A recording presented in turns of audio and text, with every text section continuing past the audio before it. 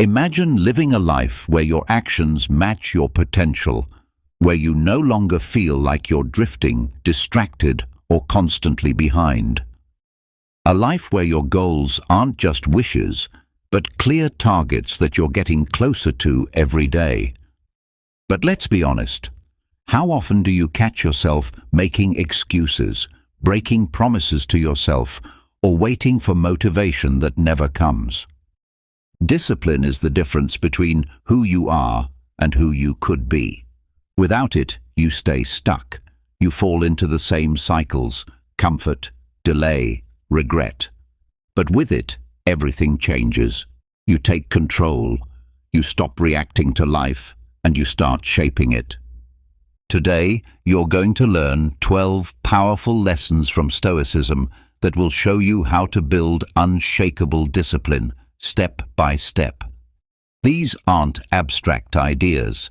They're tools used by warriors, leaders, and philosophers who faced chaos, pain, and doubt, and still chose discipline every single time. Get ready, because after this video, you'll stop waiting to feel ready and start acting with purpose, no matter what. Before we begin, I want you to make a serious commitment to yourself. Write this in the comments. Starting today, I choose discipline over comfort. I am Stoic. This is not just a phrase, it's a decision, a turning point. Repeat it, own it, burn it into your mind until it becomes your new default. Now let's begin, because the path to strength, clarity, and freedom starts with discipline. And discipline starts now. Number 1. Discipline is identity engineering. You are not just what you say you are what you do, especially when no one is watching. Every action you take is like casting a vote for the person you want to become. Every time you choose discipline over ease, you're shaping something far greater than a moment. You're shaping your identity. Let that sink in. Because here's the truth. Who you are is not fixed. It's not something you were born with, written in stone, or assigned at birth. Who you are is a work in progress, and discipline is the tool, the chisel, that sculpts you into the version of yourself you were meant to be. You don't become strong by saying, "I want to be strong."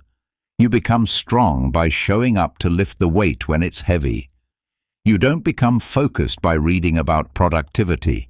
You become focused by resisting distractions when they come, and they will come. So, stop waiting to feel like a disciplined person. You don't wait for that identity to fall into your lap. You force it into existence. You build it, brick by brick, action by action. Understand this. You are never faking it when you choose discipline. You are forging it, like steel under fire. Let's talk about forging. When a blacksmith creates a sword, they take raw metal and expose it to extreme heat and pressure. They beat it into shape, over and over, again and again. It doesn't start out sharp or strong or worthy. It becomes those things through process, through repetition, through fire. And that's what you are doing when you choose to do what's hard, what's uncomfortable, what others avoid. You are forging identity. Ask yourself, who do I want to be? A person of clarity? A person of purpose? A person others can depend on? Good. Then show up like that. Not tomorrow, not next week, right now. It starts with the small choices, the quiet ones, the unseen ones. Choosing to study when you're tired. Choosing to be honest when it's easier to lie. Choosing to wake up when the bed wants to trap you for another hour. Each one of those moments is an opportunity to cast a vote. And the more votes you cast, the more you reinforce that identity. Eventually, you don't have to think about it anymore. You won't need to force yourself as much. Because discipline becomes your default. It becomes you. But it starts with force. It starts with deciding. You can't just hope discipline will appear one day like magic. You can't wait to feel ready. That's not how it works. Let me be brutally honest with you. If you're waiting to feel like a disciplined person before you act like one, you'll stay lost. You'll stay stuck in the cycle of guilt, regret, and mediocrity. That's not where you belong. You are capable of more, but capability is worthless without action. And action requires discipline. Discipline is hard, yes, but it's the kind of hard that builds, that heals, that elevates. It's the hard that pays off. Comfort is also hard, but it's the kind of hard that costs, that decays, that steals from your potential. So you choose. Every time you take the easy road, you cast a vote for the person you say you don't want to be. Think about that. If you say, I want to be someone who's fit, but you skip workouts, what vote are you casting? If you say, I want to be successful, but you scroll on your phone instead of working, what vote are you casting? You can't lie to your actions. You can post affirmations all day, but if your actions don't match, you're just building a fantasy. Discipline is what builds the real thing. Your future self is watching. Every choice you make today is a message to that person. Are you making them proud or making them pay? Let that question guide you. Don't aim to be perfect. You won't be. No one is. But aim to be consistent. Aim to be intentional. Aim to act even when it's hard. Especially when it's hard. That's the difference between those who change their lives and those who stay stuck blaming the world, blaming their parents, blaming their circumstances. You weren't born to be a victim of your environment. You were born to shape it by shaping yourself. And it begins here, with discipline. So when you face the next small decision, the next moment of temptation or laziness or fear, ask yourself, what kind of person do I want to be? Then act like it. Because the more times you act like the person you want to be, the less it becomes acting, and the more it becomes you. That's identity engineering, and it starts now. Number 2, emotions are not authority. Your emotions are not your commander. They speak, yes, but they should not rule. Because the truth is this: feelings are real, but they are not always right. Let that settle into your bones. You will feel tired. You will feel doubtful. You will feel afraid, angry, lonely, distracted. You will feel all the things humans are wired to feel, and sometimes at the exact wrong time. But if you let those feelings become your authority, your life will be ruled by emotional weather. Some days will be sunny, full of motivation, energy, inspiration, and on those days you'll feel like you can do anything. But what about when the storm hits? What about when it rains discouragement? When fog clouds your purpose? When the wind of self-doubt howls so loudly you can't hear your goals? Will you stop? Will you retreat? Will you crawl back into comfort and call it self-care? Or will you rise anyway? That's where discipline comes in. Discipline is internal order. It's the system you build when emotions try to tear everything down. It's not the absence of feelings. It's the refusal to obey them when they contradict your purpose. Understand this. Your emotions are messengers, not masters. They can tell you what you're experiencing, but they don't get to decide your next move. Just because you feel unmotivated doesn't mean you are incapable. Just because you feel tired doesn't mean you are finished. Just because you feel fear doesn't mean you are in danger.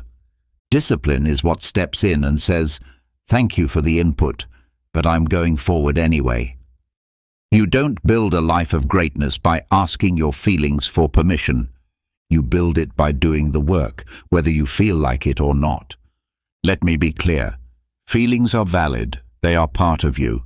They are not to be ignored, but they are also not to be worshipped. Laziness will try to sound reasonable. It'll whisper, "You've worked hard enough. You deserve a break. This can wait until tomorrow." Fear will try to disguise itself as wisdom. It'll say, "What if you fail? What will people think? You're not ready." And comfort, it will dress up like kindness. It'll say, "Be gentle with yourself. Stay where it's safe. Don't push so hard." But all of those voices share one goal: to keep you the same. And discipline is the voice that breaks through and says, "No, not today. We move forward." You must decide once and for all that your emotions do not get to drive the car. They can ride along. You can listen to them, but they don't get to hold the wheel. You are not a puppet of your moods. You are a builder. You are a sculptor. You are a soldier for your goals.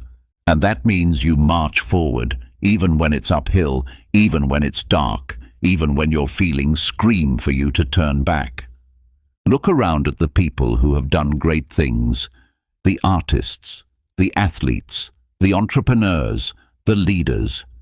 Do you think they always felt like working, like training, like showing up? Of course not. But they didn't wait for permission. They moved anyway. And you must too.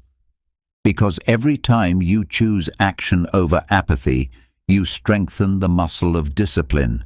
Every time you show up in spite of your mood, you prove to yourself that you are not ruled by impulse.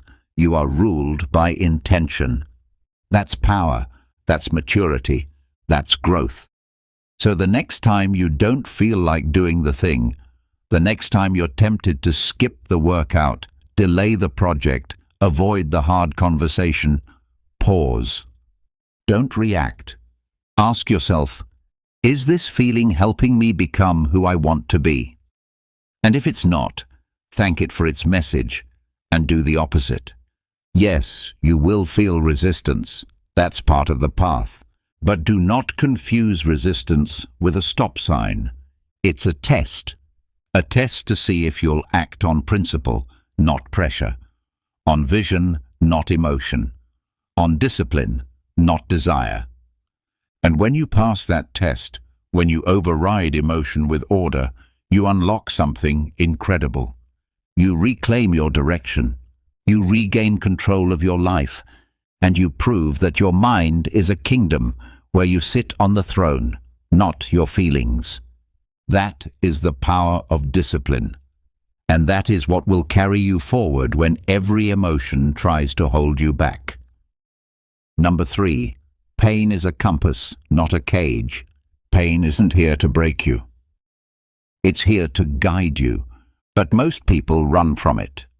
They treat discomfort like it's the enemy, like it's something to be avoided at all costs. They numb it, hide from it, complain about it, or distract themselves with anything that will make it go away, even temporarily. But here's the truth. Pain is not a prison. It's a compass.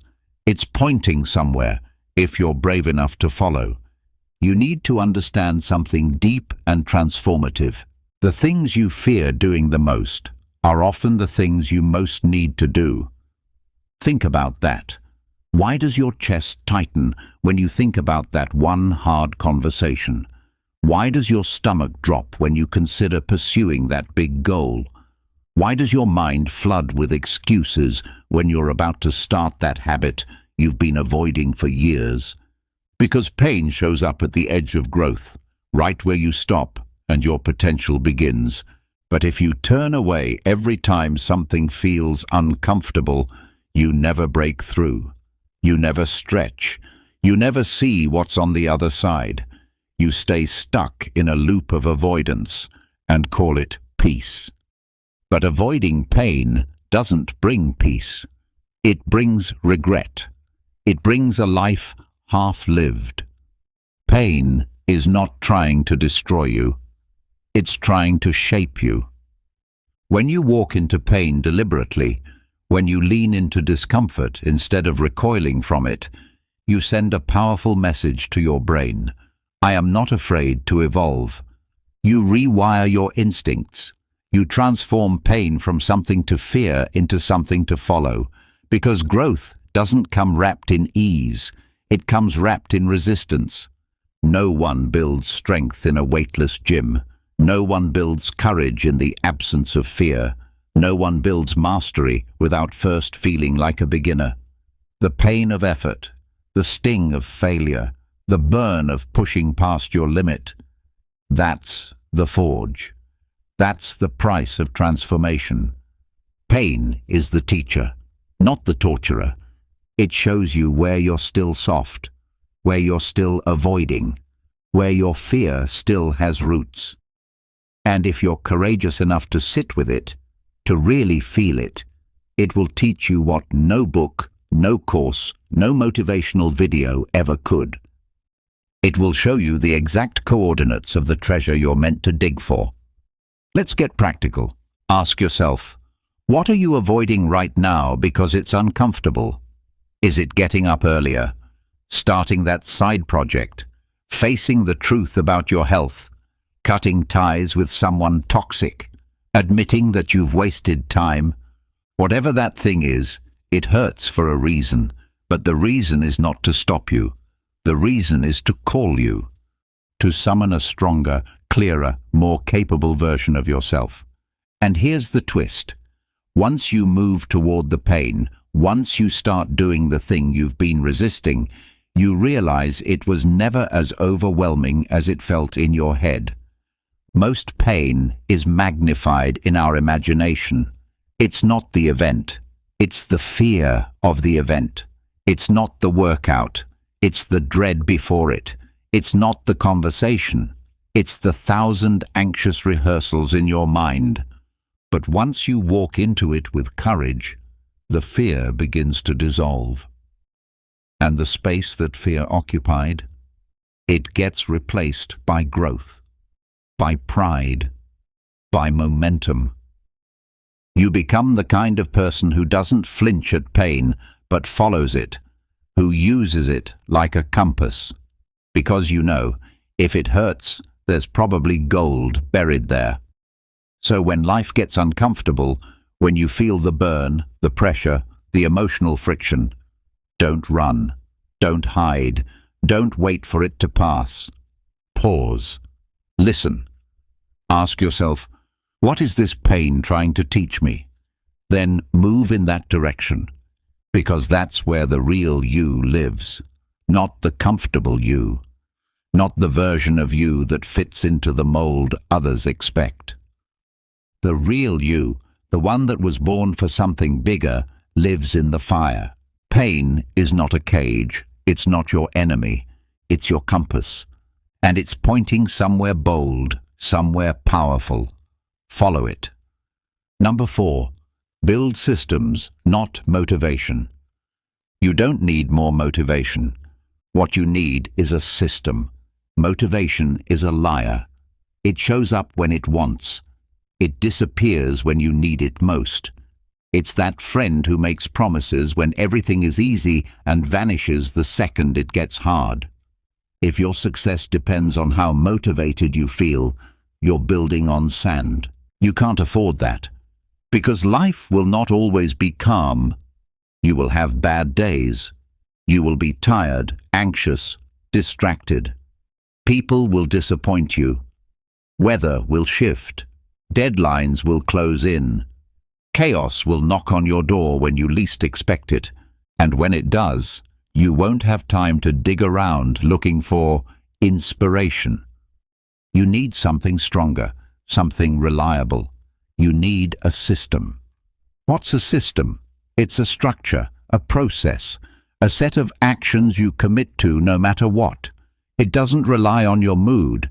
It doesn't ask if you feel like it. It just runs. Let me show you the difference. Motivation says, I'll go to the gym when I feel inspired. System says, I go to the gym at 6 a.m. every Monday, Wednesday, and Friday, no matter how I feel. Motivation says, I'll write when the creativity hits. System says, I write 500 words every day at 8 p.m., even if they're terrible. Motivation says, I'll eat clean when I'm in the right headspace. System says, my meals are planned every Sunday night, and I follow the plan. You see it now? Motivation makes you reactive. Systems make you proactive. You don't wake up every day feeling powerful. You won't always be inspired. And that's okay, because if you've built a system, your actions don't depend on your feelings. Your progress doesn't rise and fall with your emotional temperature. A system is like a safety net for your goals. It catches you when life tries to pull you off track. Let's be honest. High performers don't succeed because they're more motivated than everyone else. They succeed because they have systems that carry them through when motivation dies. Think about the people you admire, the athletes, the entrepreneurs, the creators, the disciplined. Do you really think they wake up every single day excited to do the work? No. But they've made it automatic. They've created habits, rituals, routines, anchors that hold them steady through every storm. You need to do the same. You don't need to wait until everything feels perfect to act. That's what amateurs do. That's what keeps people stuck in the loop of someday. Professionals, people who take themselves seriously, build systems that don't care if it's raining, if it's Monday, or if they're in the mood. Let's take this further. You can't feel your way to success. You have to design your way there. Design your days, design your triggers, design your environment. Remove friction, add cues. Set up routines so simple they become second nature. Want to work out in the morning? Lay out your clothes the night before. Want to write consistently? Block off the same time every day. Want to eat better? Meal prep once a week and eliminate decision fatigue. Make the right thing the easy thing. Because here's the kicker. Systems beat willpower every time. Why? Because willpower is a finite resource. It fades. It drains. But systems, they don't care if you're tired. They don't need to be in the mood. They run on autopilot. And when you fall off, and you will, your system becomes the ladder that helps you climb back up. That's the beauty of it. You don't rely on hype. You rely on structure. So today, stop asking yourself, how do I stay motivated?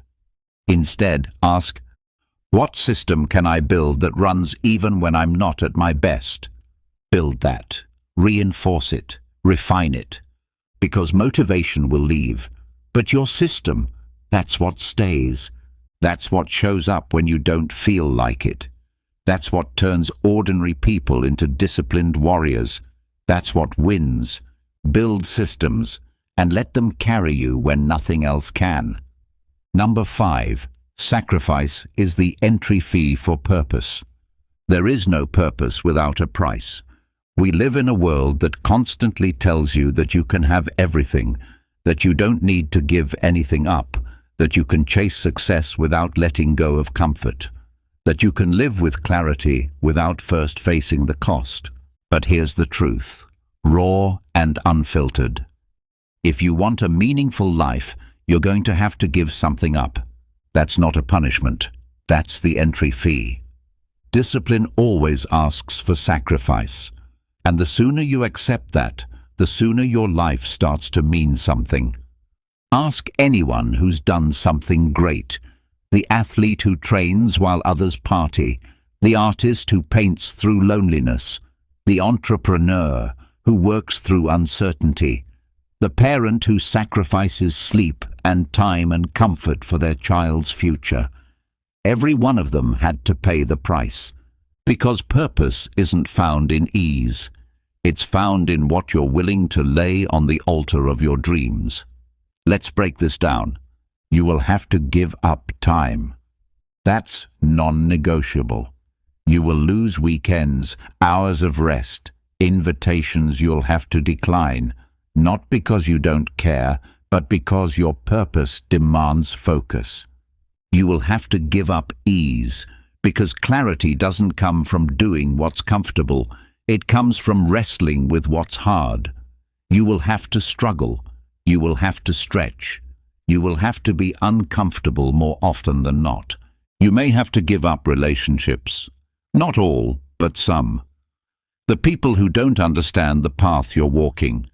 The ones who drain your energy, mock your discipline, or try to keep you the same so they feel better about standing still. Love them, but release them. Your purpose can't afford passengers who don't want to grow. And hardest of all, you will have to sacrifice versions of yourself. Yes, you will have to let go of who you've been in order to become who you're meant to be. That's the sacrifice most people run from. Not the time, not the sleep, but the identity. You'll have to bury the lazy you, the victim-minded you, the insecure, approval-chasing, excuse-making version of you. And it hurts. It really does. Because even your lesser self is familiar. It's comfortable. But it's also the reason you haven't moved forward. You can't walk into your future dragging your past like a suitcase. At some point you have to ask yourself, what am I willing to give up to live with purpose? Because purpose doesn't arrive by accident. It isn't handed to you. You don't stumble into it while binge-watching your life away. It shows up when you clear space for it, when you create room, and that means letting something else go. Now, here's what most people misunderstand. Sacrifice is not about losing for the sake of loss. It's not punishment, it's investment. You're not just giving something up, you're trading. You're trading a short-term comfort for a long-term calling. A temporary pleasure for lasting pride, a moment of ease for a life of depth. It's not deprivation, it's direction. When you sacrifice with intention, something powerful happens. You gain clarity. You stop being pulled in 1,000 directions. You stop living in the fog of maybe.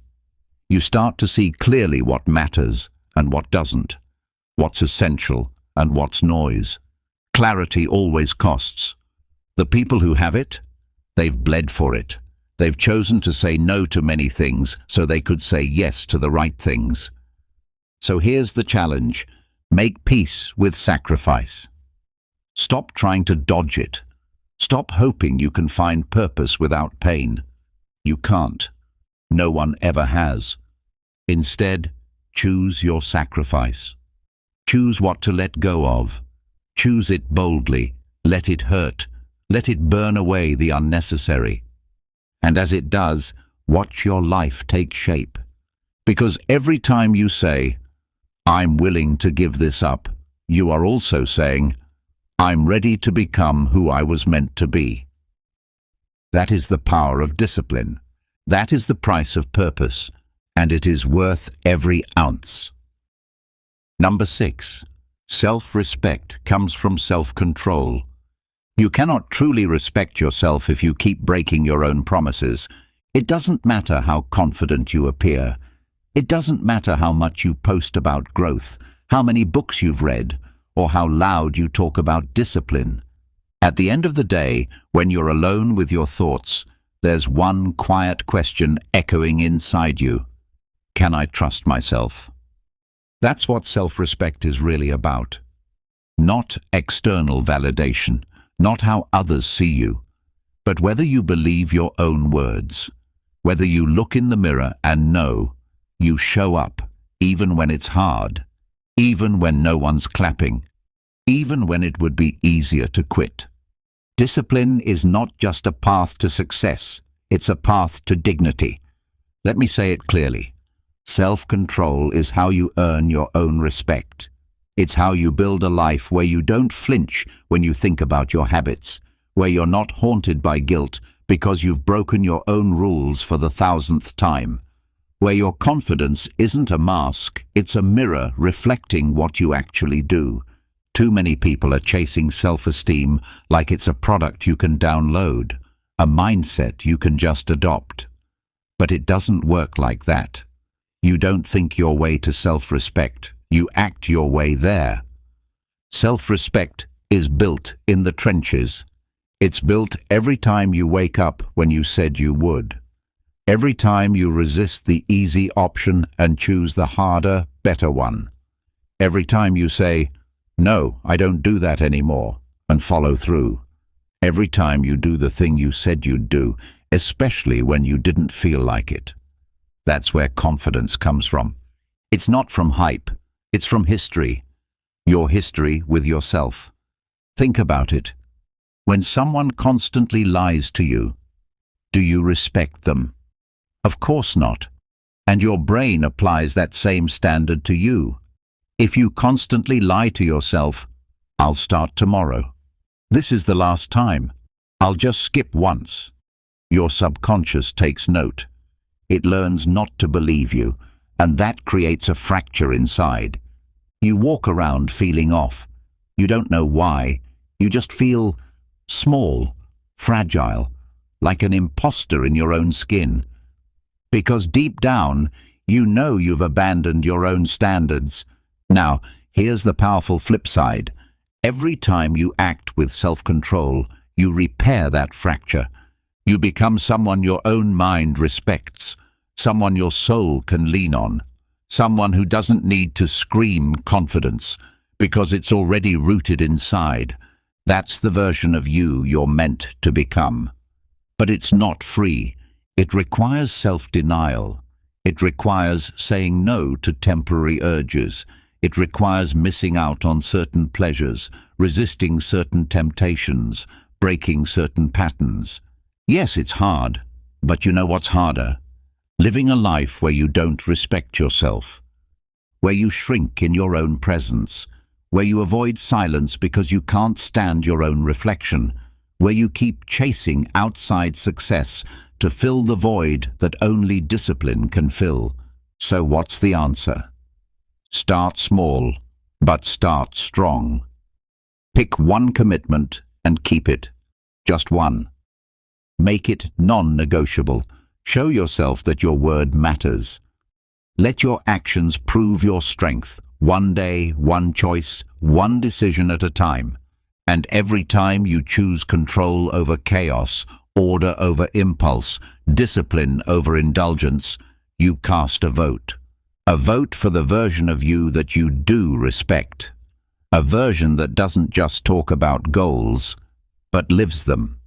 A version that doesn't have to fake confidence because it's built on truth. This is how you rebuild yourself. This is how you walk with your head held high, not because of ego, but because you've earned it. Self-respect isn't gifted, it's forged. Through repetition, through responsibility, through restraint. And the moment you begin controlling yourself is the moment your identity begins to change. Not just how others see you, but how you see you. And that's the foundation for everything. Because when you trust yourself, there is nothing you cannot build. Number 7. Resistance is a sign you're on the right path. Let's get one thing straight. If it's hard, it probably matters. And if it's too easy, you might be headed nowhere fast. Most people live their lives trying to avoid resistance. They treat struggle like a warning sign. This feels hard. Maybe it's not meant for me. This challenge keeps coming up. Maybe I should back off. This doesn't come naturally.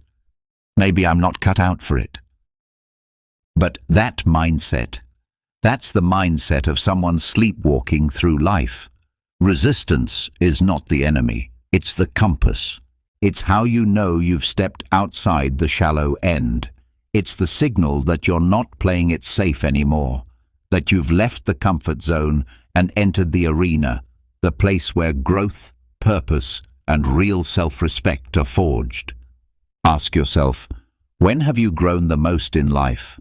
Was it when things were smooth, when the answers came easy, when you were coasting? Or was it during the seasons when you were uncomfortable, uncertain, even overwhelmed, but still moving forward?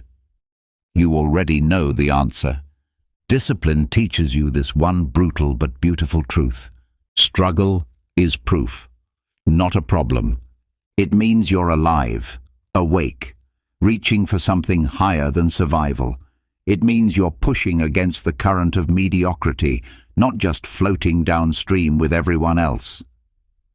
That tension you feel, that weight in your chest before the hard decision, that friction in your mind when you try to break an old habit, that's resistance doing its job.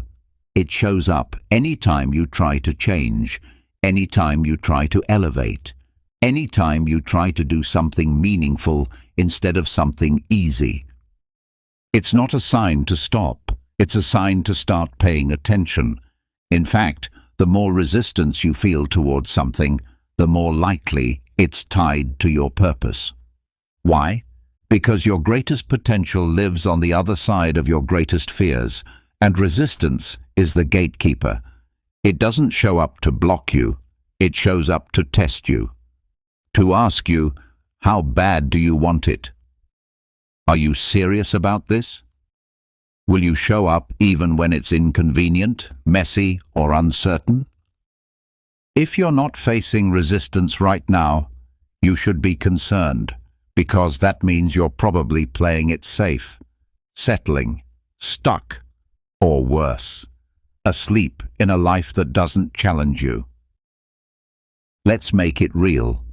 Resistance is the voice in your head saying, skip the gym today. Don't speak up. It's safer to stay quiet. You're not good enough. Why even try? It's the weight you feel every time you sit down to work on your goals. It's the anxiety before trying something new. It's the pull of your old life trying to keep you where you've always been. But here's the good news. Every time you feel resistance and push through it, you grow. You build something no one can take from you. Resilience. The ability to keep going when others stop. The ability to endure when others fold. The ability to stay committed when your feelings scream for comfort. And that is discipline in action. That is how champions are made, not by avoiding resistance, but by making it their training ground. So, the next time you feel it, lean in. Don't run. Don't rationalize. Don't retreat. Look it straight in the face and say, thank you. You just showed me where the work is. Let resistance become your radar, your guiding light, your confirmation that you're not lost. You're leveling up. Because if the path is too easy, you're probably not on the one that leads to greatness. You're probably not walking toward your calling. You're just wandering inside your comfort zone. And let's be honest, you weren't born for easy. You were born for impact. And impact comes with friction. So walk toward the resistance. It's not a barrier, it's a signpost. It means you're on the right path. Number 8. Micro commitments. Build macro destiny. Greatness doesn't begin with a grand gesture. It begins with something so small, it almost feels insignificant. Embarrassingly small. One glass of water, one push-up, one honest sentence in a journal, one page of a book, one decision to put the phone down and focus. It starts there. Not with a breakthrough moment, not with fire and lightning, but with a quiet commitment. So small, so simple. It's easy to ignore, or worse, easy to underestimate. But here's the truth. Massive change begins with micro-commitments. We tend to romanticize transformation. We imagine a bold moment that changes everything, a declaration, a dramatic shift. But real transformation doesn't work like that. Real change happens slowly, silently, incrementally, and then, suddenly. You don't climb a mountain by leaping to the top. You climb it one small, deliberate step at a time. And each step, each micro-commitment, is a vote for your future. Each one compounds, each one adds up, and together, over time, they shape your destiny. Let's get one thing clear. It's not the size of your action that matters most. It's your consistency with it. Anyone can sprint for a week. Anyone can go all in for 3 days, feel inspired, and then crash back into old habits. But that doesn't build anything lasting. You build legacy, self-respect, results, by showing up again and again in small ways that most people overlook. Here's the secret. Tiny actions, when repeated relentlessly, become unshakable identity. Drink that glass of water every morning. You become someone who values your body. Read 5 pages a day. You become someone who feeds your mind. Walk around the block after dinner. You become someone who moves. Make your bed. You become someone who takes ownership. And here's the kicker. Once that identity starts forming, your momentum multiplies. Suddenly, what once felt like effort becomes normal. What felt impossible becomes automatic. But it only happens if you start tiny and stay consistent. Most people fail not because they aim too low, but because they aim too high, too fast. They say, "I'll run 5 miles every day," when they haven't stretched in years. They say, "I'll read a book a week," when they haven't finished one in months. They burn out in the first few days and call it failure. But it wasn't failure. It was unsustainable pressure. It was ego, not wisdom. Discipline is not about proving something to the world in 7 days. It's about building something within yourself for the next 70 years. And for that, you need micro-commitments. You need tiny, clear, repeatable actions. Think of them like seeds. Each act of discipline you plant, no matter how small, has the potential to grow into something massive. But only if you water it, protect it, repeat it, not once, not when it's convenient, but daily. That's how you build macro destiny. That's how you turn who you are into who you want to become. It's not flashy, it's not glamorous, but it's effective and it's real. So here's your challenge. Pick something small, so small it feels silly. Then do it every single day, without excuse, without fail. Write 1 sentence in your journal. Stretch for 2 minutes. Turn off your phone 1 hour before bed. Say no to 1 distraction. Start there, because if you can't manage the micro, you're not ready for the macro. The people who achieve great things don't do it all at once. They start small, stay steady, and let time do its work. And one day, you'll look back and realize that tiny habit changed everything. Your future is not waiting for a big leap. It's waiting for a small, repeated choice. That's the path. That's the secret. Start tiny, stay consistent, and watch your destiny unfold. Number 9. Accountability is a discipline accelerator. You may be strong, you may be driven, you may be full of ambition, ideas, and fire. But if no one's watching, if no one knows your goals, your standards, your struggles, you will always be 1 step closer to slipping. Discipline thrives in visibility.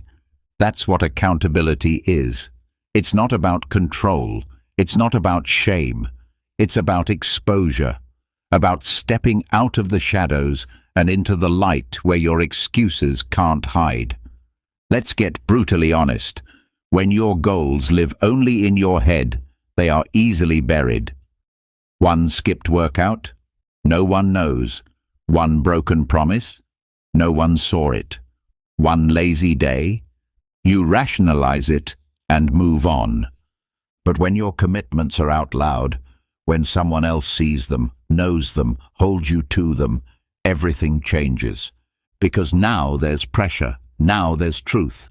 Now you can't pretend you're doing your best when you're not even showing up.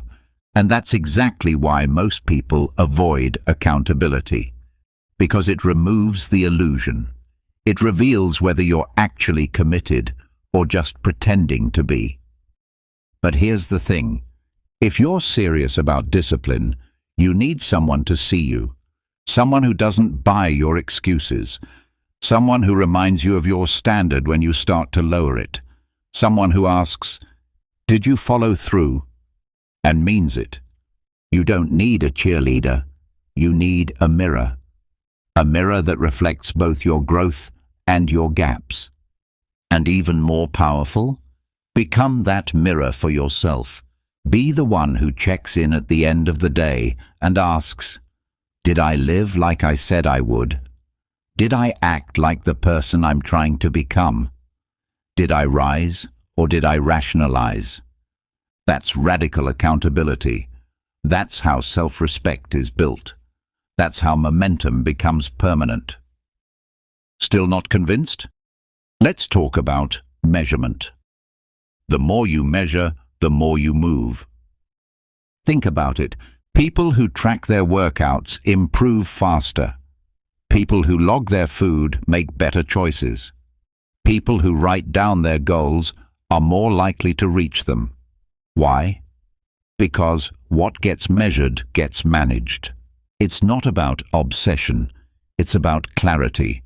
When you know exactly where you stand, you know exactly where to go. So set up systems that track your progress. Use a habit tracker. Review your wins weekly. Write down the promises you've kept and the ones you've broken. Make the invisible visible. Because as long as your lack of discipline lives in the dark, it will grow. But once you shine a light on it, once you bring it into the open, it loses its power. Here's your challenge. Stop doing this alone. That's not noble. That's just slower. Tell someone your goals. Ask them to check in. Give them permission to ask the hard questions. And when they do, don't get defensive. Get determined. Let accountability shape you. Let it sharpen you. Because accountability isn't weakness, it's leverage. It's how disciplined people move faster, how they stay honest, how they course correct before drifting too far. No more hiding, no more halfway. You want to move with discipline? Bring it into the light. Measure it. Track it. Speak it. Let others in. Let yourself be seen. Because the moment you step into visibility, the game changes. Now you're not just hoping to stay on track. You're committed to it. You're backed by truth. You're supported by structure. You're running with clarity. And that clarity? That's your accelerator. Discipline alone is powerful, but discipline with accountability, that's unstoppable. Number 10, default to action, not reflection. Think less. Move more. Yes, thinking has value. Yes, reflection is important. But let's get one thing clear. Overthinking is where discipline goes to die. How many goals have you buried under a pile of what-ifs? How many dreams have you delayed because you weren't ready yet? How many times have you sat in thought, paralyzed by the idea of needing the perfect first step? Let's tell the truth. Thinking won't save you. Doing will. You can read all the books, watch all the videos, talk about your plans for hours. But if you're not moving, if you're not doing something, you're stuck. Stuck in mental loops, stuck in procrastination dressed up as planning, stuck in analysis while your potential gathers dust. Discipline is not built in theory. It is built in motion. It is built in sweat, in missteps, in showing up, in doing things before you feel totally ready. You don't become disciplined by thinking about being disciplined. You become disciplined by choosing action over inertia, again and again and again. There's a name for this: momentum over meditation. Not in the spiritual sense, but in the sense that most people use reflection as a way to delay what they already know they should be doing. They say things like, "I need more time to think." I'm still figuring it out. I'll act once I'm clear. But here's the truth that most people miss. Clarity comes through movement. You don't think your way into clarity, you move into it. The fog clears when you start walking, not before. That first step, the awkward one, the uncertain one, the imperfect one, that's the key. And if you don't know where to step, just do the next useful thing. It doesn't have to be big, it doesn't have to be bold, it just has to be forward. Write one paragraph, go for one walk, clean one part of your room, send one message, handle one task that's been haunting you. Anything that breaks the loop of hesitation and reactivates motion. Because once you move, even a little, something shifts. Your brain wakes up. Your energy changes. Discipline kicks in, not because you thought your way into it, but because you acted your way into it. Understand this. Inaction breeds fear. Action breeds courage. You will never feel ready. You will never feel 100% sure. And that's okay. You don't need certainty to move, you need urgency. The longer you sit, the heavier the weight becomes. The task doesn't get easier while you think about it. The fear doesn't shrink while you debate it. The opportunity doesn't wait while you analyze it. It moves, with or without you. And every moment you delay is a vote for staying stuck. Every step you don't take reinforces the belief that you're not capable. Every thought without action becomes a wall between you and your potential. So here's the new rule. Default to action. Don't overthink your next step. Take it. Don't wait to feel ready. Start moving and become ready along the way. Don't look for perfect. Look for progress. Build the habit of doing, not someday, not after more planning, but now. Because discipline doesn't reward the most thoughtful, it rewards the most active. And you already know what needs to be done. You've thought about it long enough. Now it's time to move. You'll make mistakes. Good. You'll stumble. That's part of it. You'll learn faster than you ever would sitting still. Action will teach you what thinking never could. So stop overloading your brain. Start loading your calendar with actions. And remember this. You don't rise by thinking about the stairs. You rise by taking the first step. Then the next. And the next. That's how discipline is built. One movement at a time. One decision to act, even when it's uncomfortable. Let others overthink. You move. Default to action. And watch your life transform. Number 11. Stop worshipping balance. Embrace obsession, temporarily. Let's break a popular myth. Balance is not always the answer. It's a beautiful word. A soothing word.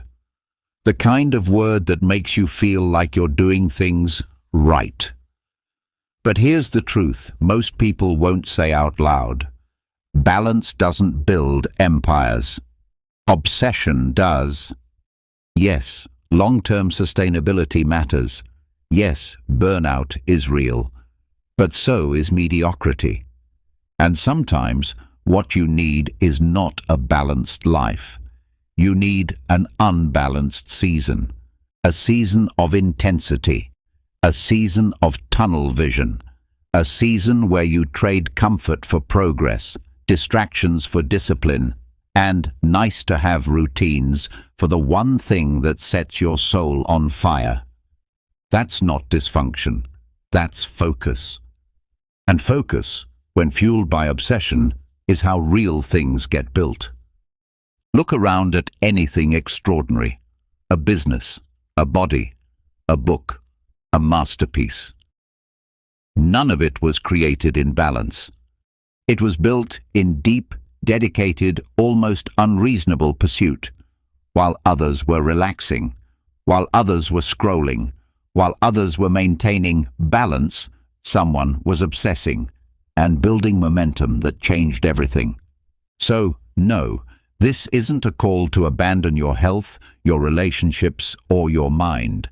This is a call to stop hiding behind balance when what you actually need is intensity. Sometimes discipline means saying, I will give this everything I have, for now. That's the key. For now. It's not forever, but it is for this season, for this chapter, for this goal, for this mission. Because some things in life deserve your full, undivided obsession. And guess what? Balance will be there when you return. But here's what won't be: the opportunity you missed because you were too afraid of going too far. The version of yourself you could have met if you hadn't diluted your energy across too many lanes. The momentum that could have changed everything if you had just committed fully, without apology. Discipline isn't always tidy. It's not always balanced. Sometimes it's messy. Sometimes it's lonely. Sometimes it makes you look like a maniac to people who don't understand what you're building. But that's okay. Let them watch. Let them wonder why you're not at every party, why you're working late, why you're eating different, training harder, speaking less. You're not neglecting your life. You're giving it direction. And obsession, when it's rooted in purpose, is not a flaw. It's rocket fuel. It's the reason elite athletes train when no one's watching. It's the reason authors write while the world sleeps. It's the reason creators make 10 things that flop just to find the one that takes off. You don't get to the extraordinary by living in the middle. So here's your permission. Go all in. For a while. Without guilt. Without needing approval. Choose your obsession. Design your environment around it. Cut out what dilutes it, and give it everything you've got. Will people misunderstand you? Probably. Will you feel alone sometimes? Yes. Will it be worth it? Absolutely. Because there will come a time, after the work, after the sweat, after the sacrifice, when you look back and say, that season of obsession was the season that changed my life. And when that moment comes, balance will feel sweeter, because you earned it, because you didn't use it as an excuse. You used it as a recovery point after the storm of discipline passed. So no, don't fear obsession. Fear mediocrity. Fear a life that's always lukewarm. Fear a version of yourself that never goes deep enough, never fights hard enough, never cares intensely enough to break through. Sometimes obsession isn't the problem, it's the answer. So for this season, stop worshipping balance, embrace obsession, and build something that was never meant to be average. Number 12. Discipline is love in action. Discipline gets a bad reputation. People hear the word and think punishment, restriction, rigidity.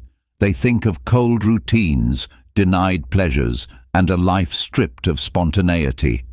But that's not what discipline is.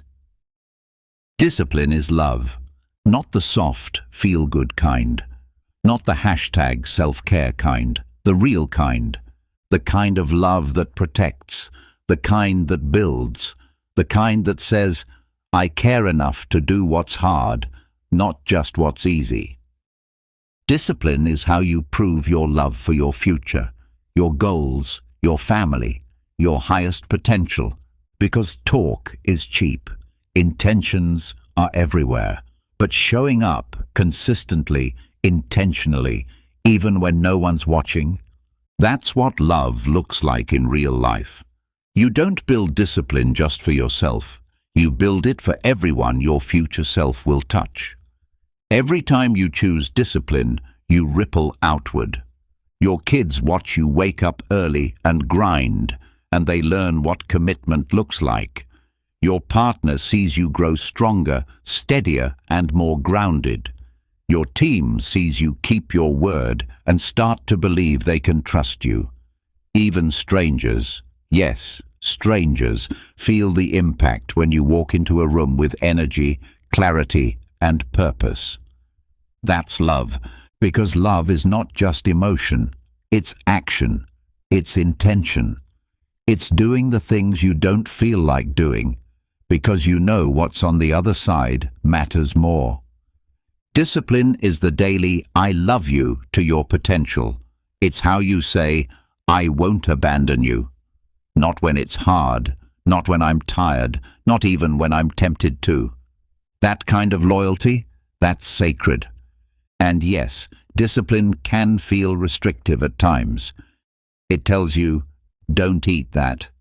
Don't skip this. Don't waste the evening. But behind every don't is a deeper do. Do honor your body. Do protect your time. Do respect your dreams. Discipline is the system that keeps you from betraying yourself, not because you hate your life, but because you love it too much to let it fall apart.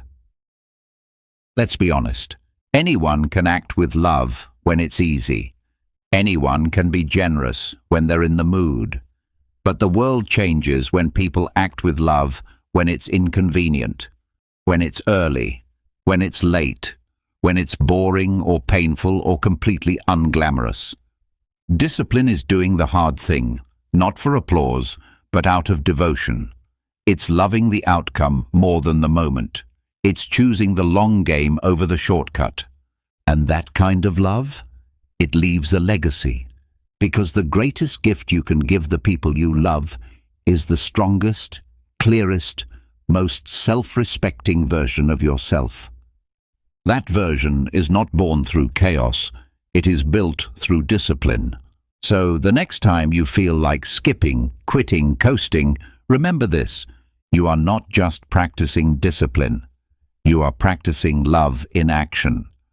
When you say no to temptation, you say yes to a future worth having. When you go for that run, write that chapter, choose that routine, you are casting a vote for your future. You're saying, I am worth this. The people I care about are worth this. That's not restrictive. That's freedom. That's honor. That's purpose. Discipline is how you show love to everything that matters most without saying a word. So wear it proudly, live it daily, not to punish yourself, but to protect everything sacred in your life. Because in the end, discipline is not the enemy of freedom, it's the foundation of it. Discipline is love, loud, clear, relentless love, and it's the kind that changes everything. You don't stumble into discipline, you forge it through choices, sacrifices, struggle, and relentless action. These 12 lessons aren't tips, they're warnings. Because if you don't force yourself to build discipline, you will stay lost, trapped in comfort, controlled by emotion, derailed by resistance, and distracted by balance when what you need is obsession. But if you commit, even in small daily ways, discipline will rebuild you from the inside out. It will become your identity, your armor, and your love letter to the future. So start now, start small, start anyway, and never wait for motivation. Just move. Before you go, drop a comment below. Which of these 12 hit you the hardest? Which one exposed a weakness or lit a fire under your potential?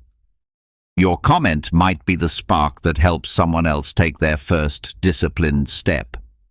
And if you're serious about building a life that doesn't run on feelings, subscribe. This channel is for warriors, not wanderers. Welcome to the path. We all desire to be attractive. But what if I told you that you could become deeply magnetic without even saying a single word? Yes, that's right. Let's explore how you can develop habits that make you socially appealing in complete silence. Not only that, but we're going to do it through the lens of Stoic philosophy. So, if you're ready to understand how to radiate calm, presence, and power, all while embracing true attractiveness, then stay with me. Stoicism is an ancient philosophy rooted in the idea of living in harmony with nature and fully accepting the things we cannot change. It's a path of inner strength, discipline, and wisdom, and these principles can be incredibly effective when it comes to attraction. Because let's be honest, being attractive isn't just about physical appearance. It's about how you behave, how you carry yourself, and how you feel within. Let's break this down into key habits you can cultivate to become quietly captivating. We'll be diving into ideas like confidence, serenity, presence, and more. Each of these habits will be deeply grounded in Stoic thought, and I'll share powerful quotes from famous philosophers that bring each idea to life. This way, you're not just learning how to become more attractive. You're also immersing yourself in a philosophy that has the potential to completely transform your life.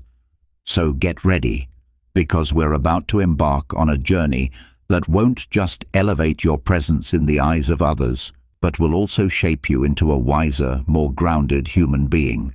Before we dive deeper, I'd really appreciate it if you gave this video a like so it can reach more people.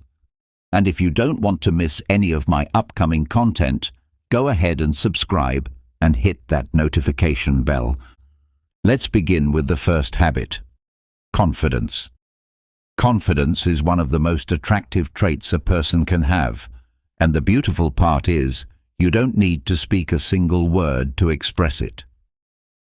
Think about this quote by Marcus Aurelius, one of the great Stoic emperors and philosophers. Perfect tranquility consists in the good ordering of the mind, the realm within. This reminds us that real confidence comes from within. It's not about showing off or dominating conversations. It's about having a mind that is calm, centered, and at peace. So how do we build this kind of inner confidence from a Stoic standpoint? First, it's essential to understand that confidence isn't about knowing everything or being superior to others. It's about being comfortable with who you are, embracing both your strengths and your flaws. One powerful practice you can adopt is daily meditation. You don't need hours, just a few minutes a day can have a huge impact. Meditation allows you to connect with yourself, settle your mind, and discover that deep inner stillness Marcus Aurelius spoke of. Over time, you'll notice that you enter social situations with more ease and presence because you've already done the inner work. Another important practice is self-reflection.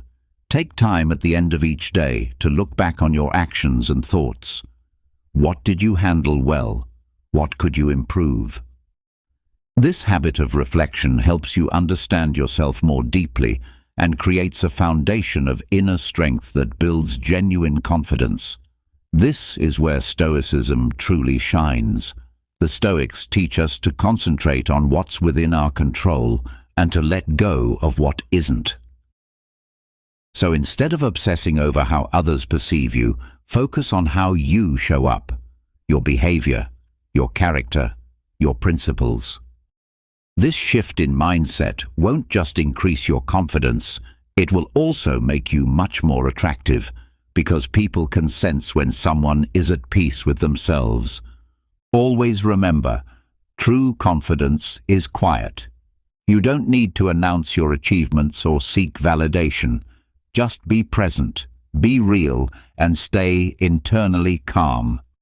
People naturally gravitate toward those who exude this kind of self-assured, centered energy.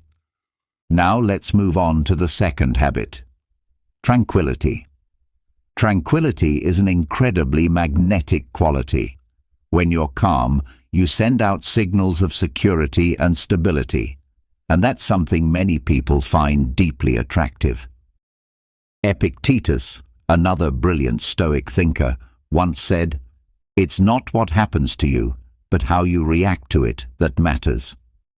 This powerful idea teaches us the importance of staying composed and emotionally balanced, no matter what's going on around us. That kind of poise is a true sign of strength. So how can we cultivate more tranquility in our lives? One highly effective method is to practice mindful breathing. When you feel anxious, overwhelmed, or emotionally unsettled, take a pause. Focus on your breath. Inhale deeply through your nose. Let your lungs fill with air, then slowly exhale through your mouth. Repeat this a few times until you feel your mind begin to settle. This simple act of breathwork can instantly bring you back into a state of presence and peace. Another essential practice is learning to accept what you cannot control. Stoicism reminds us that many events in life, like the weather, traffic, or other people's opinions, are outside our influence. So instead of wasting energy getting frustrated, choose acceptance. Ask yourself, is this within my control? If the answer is no, then let it go. This habit of surrendering to what is can not only reduce your stress, it can also give you a quiet, grounded aura that draws people in. Your sense of tranquility also shows up in your body language. Standing tall with relaxed shoulders, steady eye contact, and slow, purposeful movements sends a message of calm and self-possession. Even without words, your demeanor can tell the world, I am at peace, I am centered. And that's what makes you so attractive in silence. You're not chasing approval, you're not trying to impress. You are simply grounded in who you are. And that stillness, it speaks louder than words ever could. Your gestures and movements should be slow, intentional, and free from haste or nervousness. Maintain eye contact with others, but do so in a natural and effortless way. Never force it.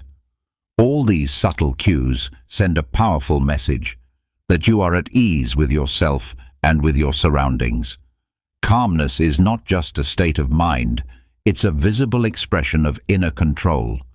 When someone displays serenity, it signals that they are not only in command of their emotions, but also able to influence the environment around them.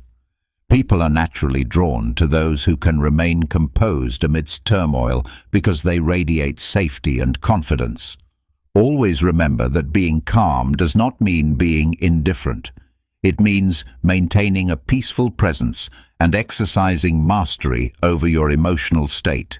This quiet composure speaks volumes about your character without a single word. Let's now move to the third habit: presence. Presence is one of those intangible qualities that can be hard to describe but unmistakable when witnessed. It's the ability to be fully engaged in the current moment, to be truly involved with the people and situations right in front of you. The Stoic philosopher Seneca once remarked, "To be everywhere is to be nowhere." This profound statement highlights how dividing your focus among too many things ultimately means you're not giving your full attention to anything. Presence is the art of giving your undivided awareness to the here and now. To nurture this presence, begin by practicing active listening. When someone speaks to you, truly listen. Don't mentally rehearse your response or allow your eyes to wander toward your phone. Simply listen, and do it sincerely. This alone will make you appear more thoughtful and attentive, while also allowing for deeper human connection. Another essential aspect of presence is being consciously aware of your environment. Observe the details of your surroundings, the expressions, the subtle shifts in energy, not just with your eyes, but with deliberate attention. This level of observation grounds you in the present and helps you react more genuinely to what unfolds around you.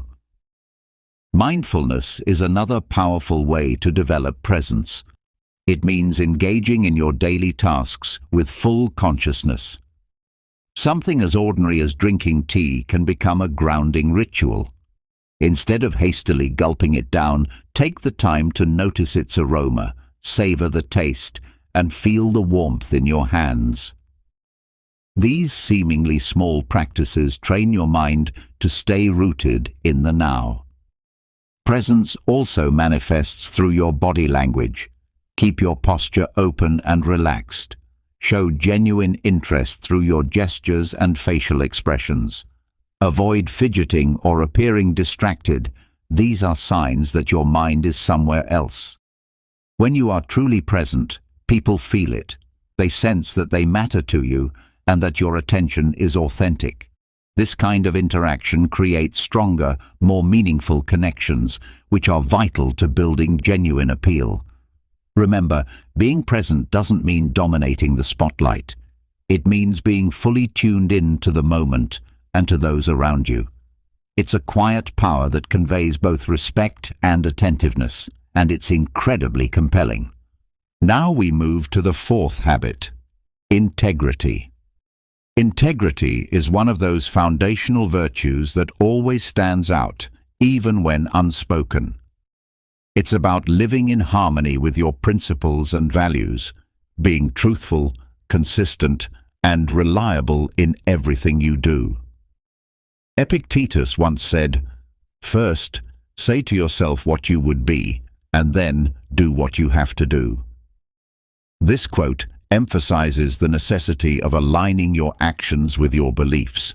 Integrity can't be faked. It must be deeply rooted within your character. To develop integrity, you must first become aware of your own values. What truly matters to you? What principles do you want to guide your life? Take time to reflect on these questions and ensure that your daily actions reflect your answers. When your behavior aligns with your inner beliefs, you naturally exude authenticity, which is inherently attractive. Another essential part of integrity is honesty, not just with others, but also with yourself. This means being able to acknowledge your mistakes and choosing to learn from them.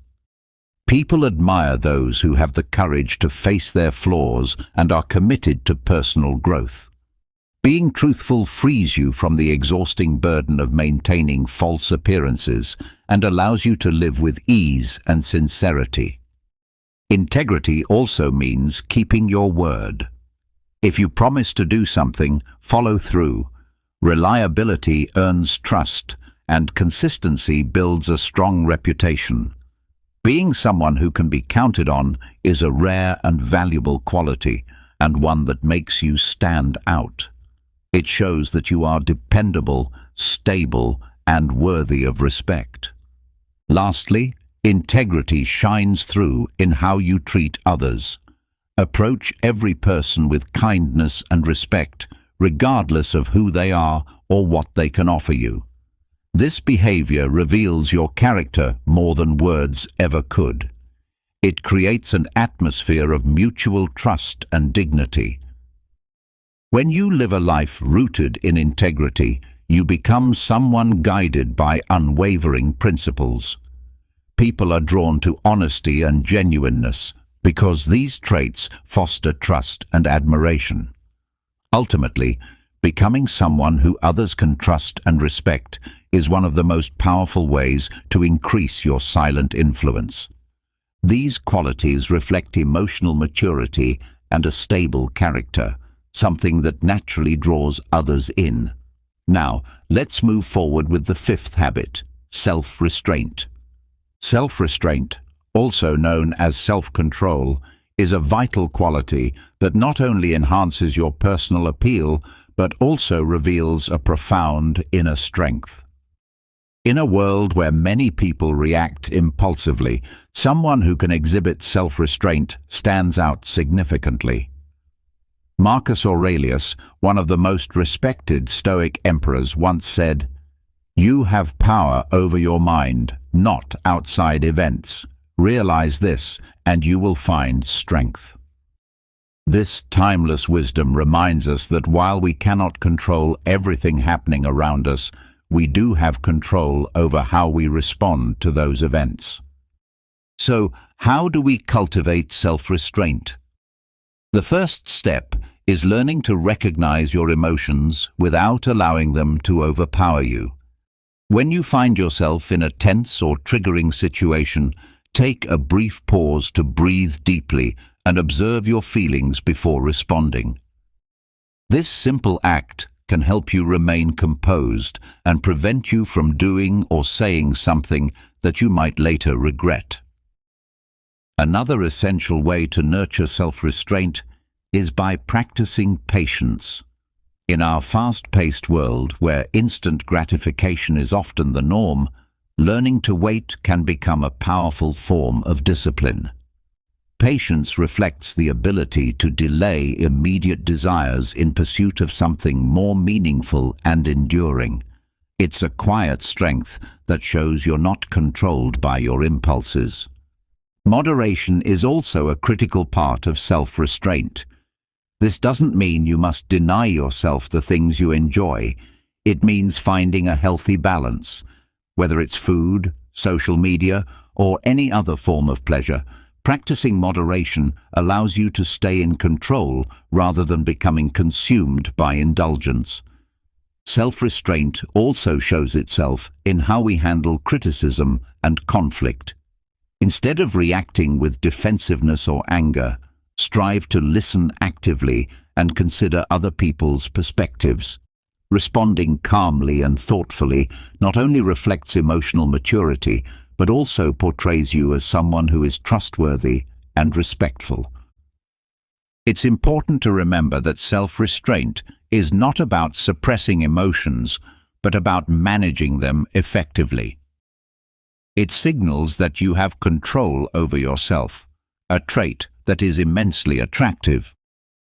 People naturally admire those who can remain composed and respond with thoughtfulness in all situations. Now, let's continue with the sixth habit: gratitude.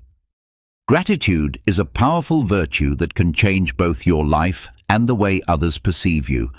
Too often we focus on what we lack or desire, overlooking the many blessings we already have. The Stoics emphasize the importance of appreciating what's in front of us. Seneca once said, "It is not the man who has too little, but the man who craves more that is poor." This quote teaches us that true wealth lies in valuing what we have, not in endlessly chasing more. Gratitude shifts our mindset toward positivity and helps us cultivate an inner sense of peace and contentment. So, how can we actively develop a grateful heart? One effective method is to keep a gratitude journal. Set aside a few minutes each day to write down 3 things you are thankful for. These could be small moments, like the sun shining through your window, or significant blessings like the health of a loved one. This simple practice helps train your mind to notice and appreciate the good around you. Gratitude can also be expressed in everyday interactions. Be thankful for the people around you, from family and friends to strangers who assist you throughout the day. A sincere thank you may seem small, but it can leave a lasting impression and show others that you truly value their efforts and presence. Another meaningful way to practice gratitude is through daily reflection. Take a moment each day to think about the good things that happened. Even on hard days, seek out at least one positive detail. This consistent attitude of thankfulness makes you more positive and optimistic, traits that naturally attract others. When you embody gratitude, you radiate a kind of energy that draws people in. Those around you feel uplifted and appreciated, sensing your deep appreciation for life. Furthermore, a grateful attitude builds resilience by helping you focus on what's still good, even during tough times. Gratitude is more than just saying thank you. It's about living with a deep sense of appreciation and recognizing the value in both the big and small parts of life. It not only brings more joy and satisfaction to your life, but it also makes you more appealing and pleasant to be around. Now, let's move on to the seventh habit, humility. Humility is a virtue that is often misunderstood, yet it holds incredible power. Being humble doesn't mean thinking less of yourself. It means thinking of yourself less and being more mindful of others. Epictetus once said, "It is impossible for a man to learn what he thinks he already knows." This quote reminds us that humility is essential for personal growth and continuous learning. True humility involves acknowledging that we don't have all the answers and that there is always something new to understand. It's the openness to learn, the willingness to listen, and the courage to admit when we're wrong. These qualities don't make you weak, they make you wise.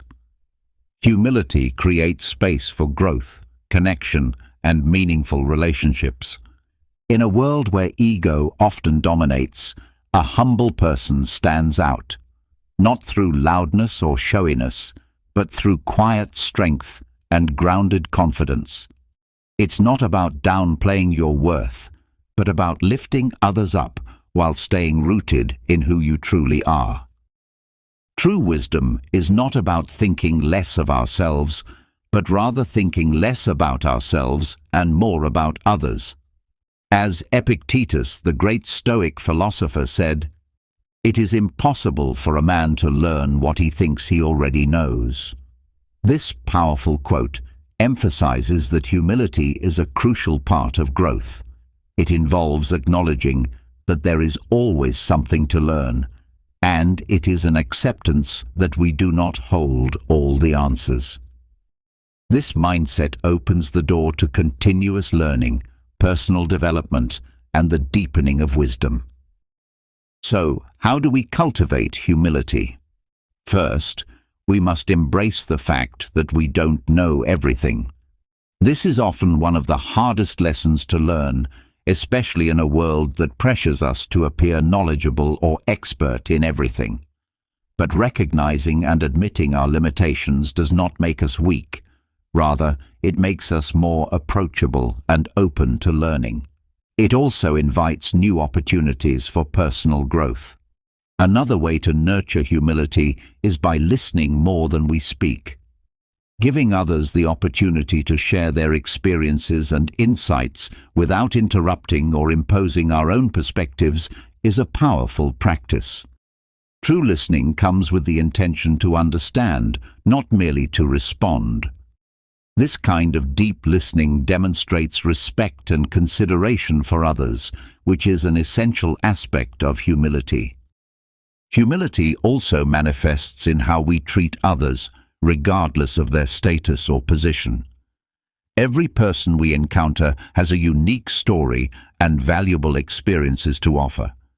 When we treat everyone with equal respect and dignity, it shows that we appreciate people for who they are, not for what they can do for us.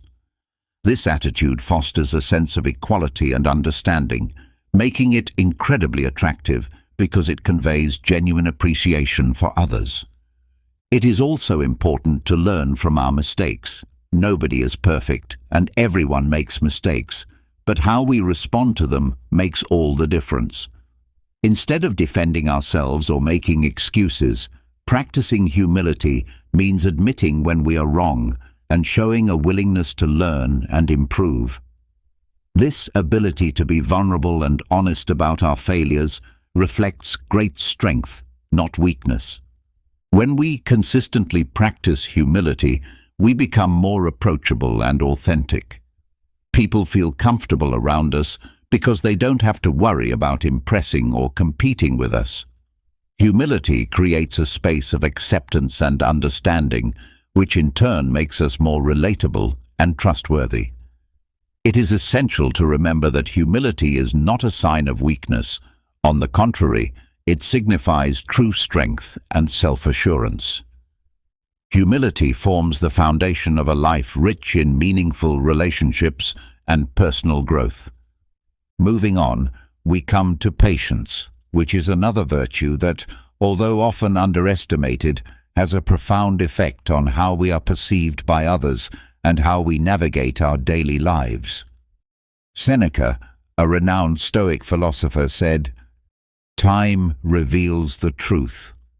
This timeless piece of wisdom reminds us that good things often take time, and the clarity and truth we seek are typically unveiled through patience and perseverance. Patience is the ability to wait calmly without frustration, accepting that things take time and remaining composed during that waiting period. To cultivate patience, the first step is to shift our perspective on time and expectations. We live in an era of instant gratification where everything seems to be at our fingertips. However, the most valuable things in life usually require time, effort, and careful consideration. Acknowledging this reality is the first step in developing patience. Another effective way to practice patience is through mindfulness and meditation. These practices help us remain present in the moment and resist the urge to rush ahead toward the future. When we feel impatience creeping in, taking a moment to breathe deeply and focus on the present can help center our minds. Regular meditation can train us to be more patient and less reactive to the stresses of life. Furthermore, we can practice patience in our daily lives by engaging in simple acts such as waiting in line without reaching for our phones, listening intently to someone without interrupting, or completing a task without rushing. These small acts of patience may seem insignificant, but over time they accumulate and strengthen our ability to remain patient in larger, more important situations. It is essential to remember that patience is not just about waiting, it is about how we wait. Maintaining a positive attitude and staying calm during moments of waiting demonstrates maturity, self-control, and inner strength. People are naturally attracted to those who can handle waiting with grace and calmness because it indicates confidence in the process and trust in the timing of life. When we embody patience, we project an image of someone who is balanced, confident, and in control of themselves. Have you ever found yourself wrapped up in the comfort of your blankets, locked in a battle with the alarm clock? Even the great Roman Emperor Marcus Aurelius struggled with this same dilemma. Marcus Aurelius, one of the most powerful men in ancient history, wrestled with laziness each morning, just like we do. But he had a secret. In this episode, we're going to uncover the age-old strategies of the Stoics that awaken your sleeping motivation. Discover how these ancient thinkers transformed their daily struggles into fuel for greatness. Prepare for a journey through time where we'll uncover how to rise each morning, or rather each day, with renewed drive to pursue our goals and live a life full of purpose and meaning. If you haven't already subscribed, be sure to do so and leave your thoughts in the comments. That small gesture goes a long way in supporting me. Now, let's begin. Let's start with Marcus Aurelius. Every morning, and in every moment, lies a new opportunity, something precious we must not waste.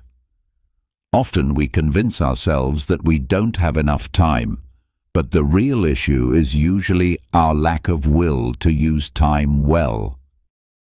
Marcus Aurelius, known as the philosopher emperor of Rome, embodied Stoic principles in action. Unlike emperors before him, Tiberius, who escaped to remote islands, or Nero, who became absorbed in the arts, Marcus fully embraced his role both as a ruler and a human being. In his famous writings, Meditations, Marcus shares timeless wisdom. He writes about dawn, about those moments when it's hardest to rise from bed. He tells himself, I must get up to do the work of a human being. Why should I complain if I'm about to do what I was born to do, fulfill the tasks for which I was brought into the world? This passage offers a glimpse into a man engaged in deep internal dialogue, one who is committed to his purpose not out of obligation, but from a profound understanding of his place in the world. Marcus continues, questioning himself. Or was I created to huddle under the blankets and stay warm? He acknowledges the allure of comfort, but quickly rejects it. He challenges the idea that comfort should dominate our actions. But it feels good here. Were you born to feel good, or to do things and experience life? In these lines, Marcus Aurelius pushes us to reflect on the greater purpose of our lives. He reminds us that we are part of a larger system, an active part of the grand order of the universe. Look at the plants, the birds, the ants, the spiders, and the bees. They all fulfill their purpose, organizing the world around them in the best way they know how. And yet, we often hesitate to do our work as human beings. Why do we resist doing what our very nature requires? This is more than just a philosophical musing. It's a powerful call to action. It reminds us that our human nature isn't centered on the pursuit of comfort, but on fulfilling our unique purpose in the world. Still, it's crucial to understand that Stoic philosophy, while rooted in duty and discipline, doesn't dismiss the value of comfort and rest in a balanced life. Marcus Aurelius isn't suggesting that we should deprive ourselves of all well-being. Instead, he warns against becoming enslaved by it. True rest and reasonable comfort are essential to our physical and mental well-being. They allow us to recharge and return to our responsibilities with clarity and strength.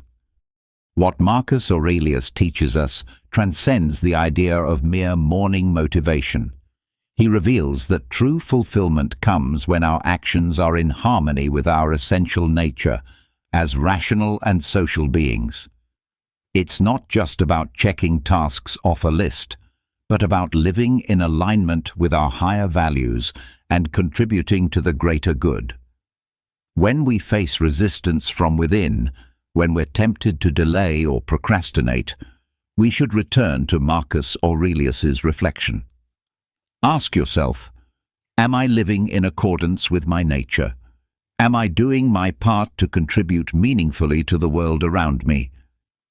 In those questions, and in the honest answers we give ourselves, we find our real purpose and our deepest satisfaction. Time waits for no one. Each day presents a new chance to embrace our human nature and make a difference, no matter how small it may seem. As Marcus Aurelius reminds us, we were not made for idle comfort, but for conscious, deliberate action. Let's rise each day with the resolve of Marcus Aurelius, ready to fulfill our role on the grand stage of life. When it comes to motivation, especially in the face of difficulty, it's essential to remember that our perception plays a major role in shaping our inner strength. Think of learning a new skill. At first, it can feel overwhelming, perhaps even impossible. But those who are dedicated understand that mastery isn't achieved all at once. It requires consistent practice, even if the progress is slow. Every moment of study, every training session, no matter how small, draws us closer to success. It's through this persistence and devotion to purpose that we unlock the true source of our motivation. Progress does not only come from moments of high excitement, but from the capacity to stay motivated when challenges arise. It's important to understand that lasting motivation is not dependent on external circumstances, but rather on our internal mindset. True strength lies in maintaining our motivation, even when things get tough. We often face difficulties, and rather than being discouraged by these challenges, we should see them as opportunities for growth and learning. When embarking on any significant endeavor, whether intellectual, creative, or personal, it's crucial to recognize that motivation is not a constant force.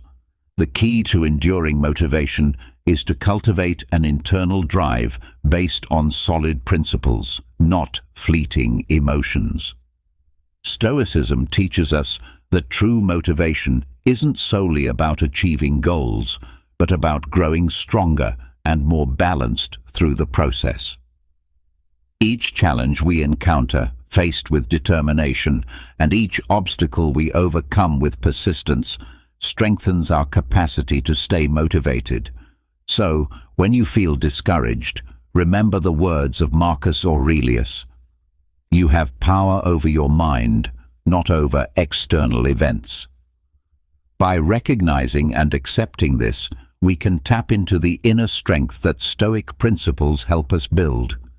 This inner strength becomes the true source of lasting motivation and the path toward achieving great things.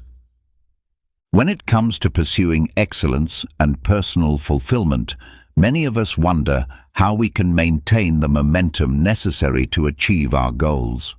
Stoic philosophy, with its emphasis on virtue and discipline, offers valuable guidance in this regard.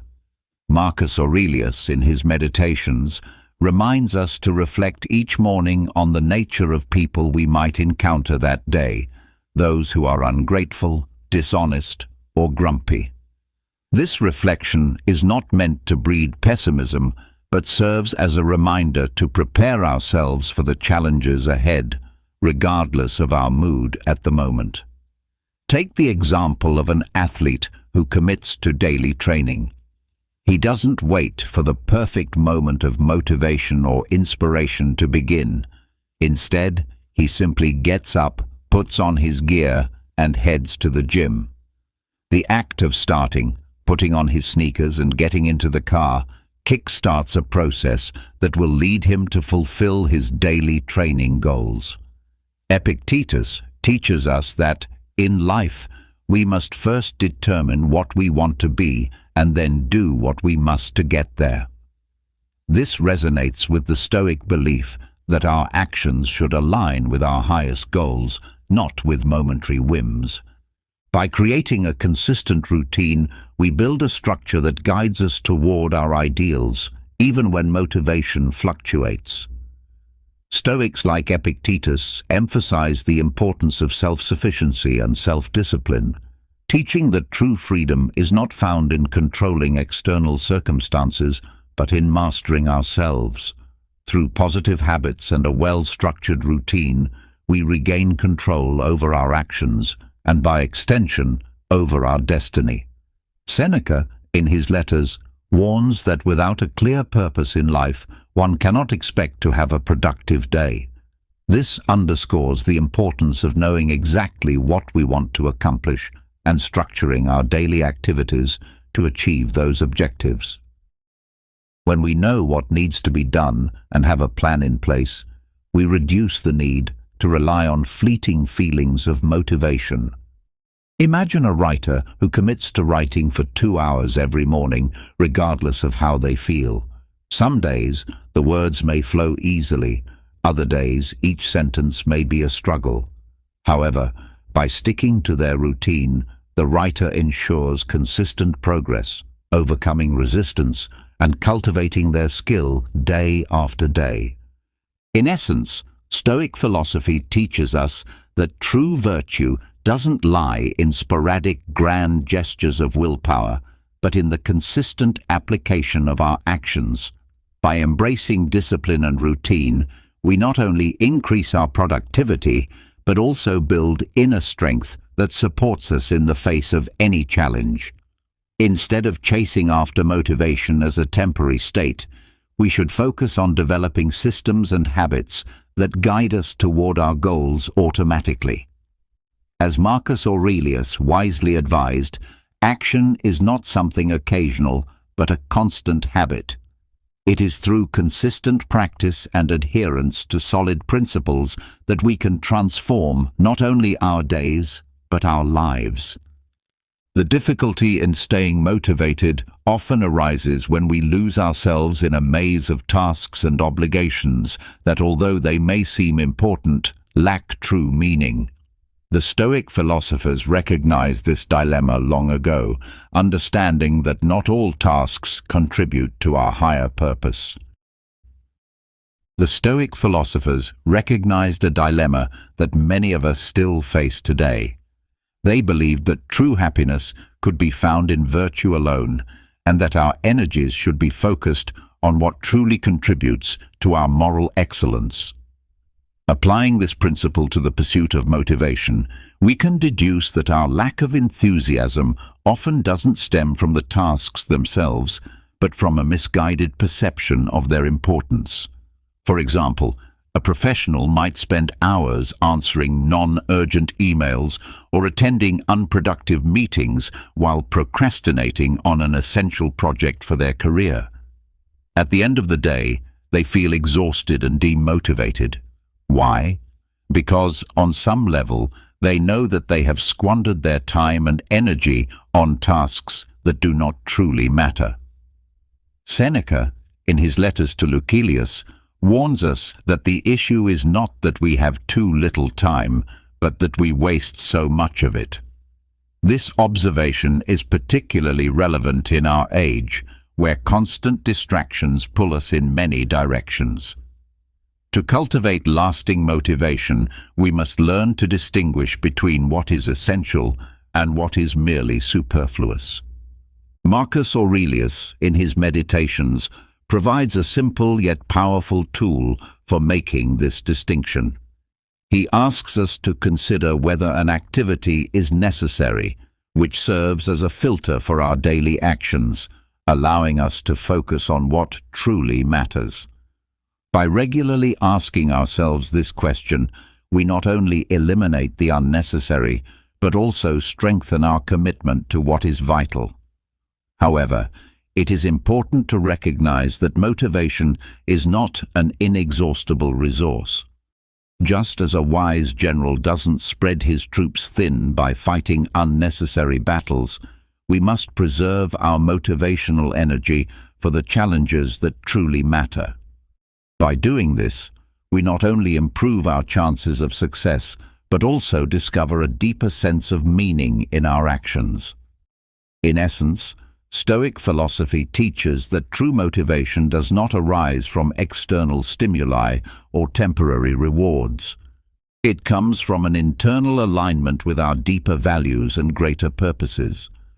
By freeing ourselves from unfounded social expectations and trivial distractions, we create the space for authentic motivation to grow. Therefore, next time you feel unmotivated, pause and reflect. Does this task genuinely contribute to my personal growth or well-being? If the answer is no, have the courage to eliminate it or delegate it, and focus your energy on what truly matters.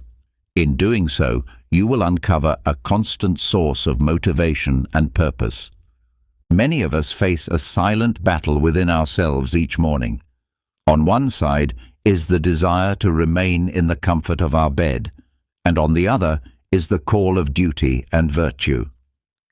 This internal conflict is not new. The Stoics recognized it long ago and offered us valuable insights on how to face it. Epictetus, in his discourses, reminds us that we must first decide what kind of person we want to be and then act accordingly. This idea resonates with the Stoic belief that our actions, particularly in the morning, set the tone for the rest of the day, and by extension, for our lives. Seneca, in his letters, suggests that we should organize our lives as if we were preparing for a banquet, ensuring that everything is in its place but not excessive. The founder of Stoicism, Zeno, taught that virtue alone is sufficient for happiness. Applying this principle to our daily routine, we can see that getting up on time, even when we don't feel like it, is an act of virtue that contributes to our overall well-being. For example, When the alarm rings, instead of giving in to the impulse to hit snooze, take a moment to breathe deeply and ask yourself, what kind of person do I want to be today? And what actions will bring me closer to that ideal? This brief reflection can provide the motivation needed to rise from bed with purpose and determination. The act of waking up consciously and disciplined is not just about productivity. It is an act of alignment with our rational nature and with the universal logos, which are central tenets of Stoicism. By overcoming the inertia of the morning, we practice self-control and cultivate the inner strength required to face the day's challenges. Each morning presents a new opportunity to practice virtue. The true test of our philosophy is not in our words, but in our daily actions, starting from the moment we open our eyes. As Epictetus would say, do not merely explain your philosophy, incorporate it. So when the alarm rings, do not see it as an enemy, but as a call to excellence. Rise not only from your bed, but also from mediocrity.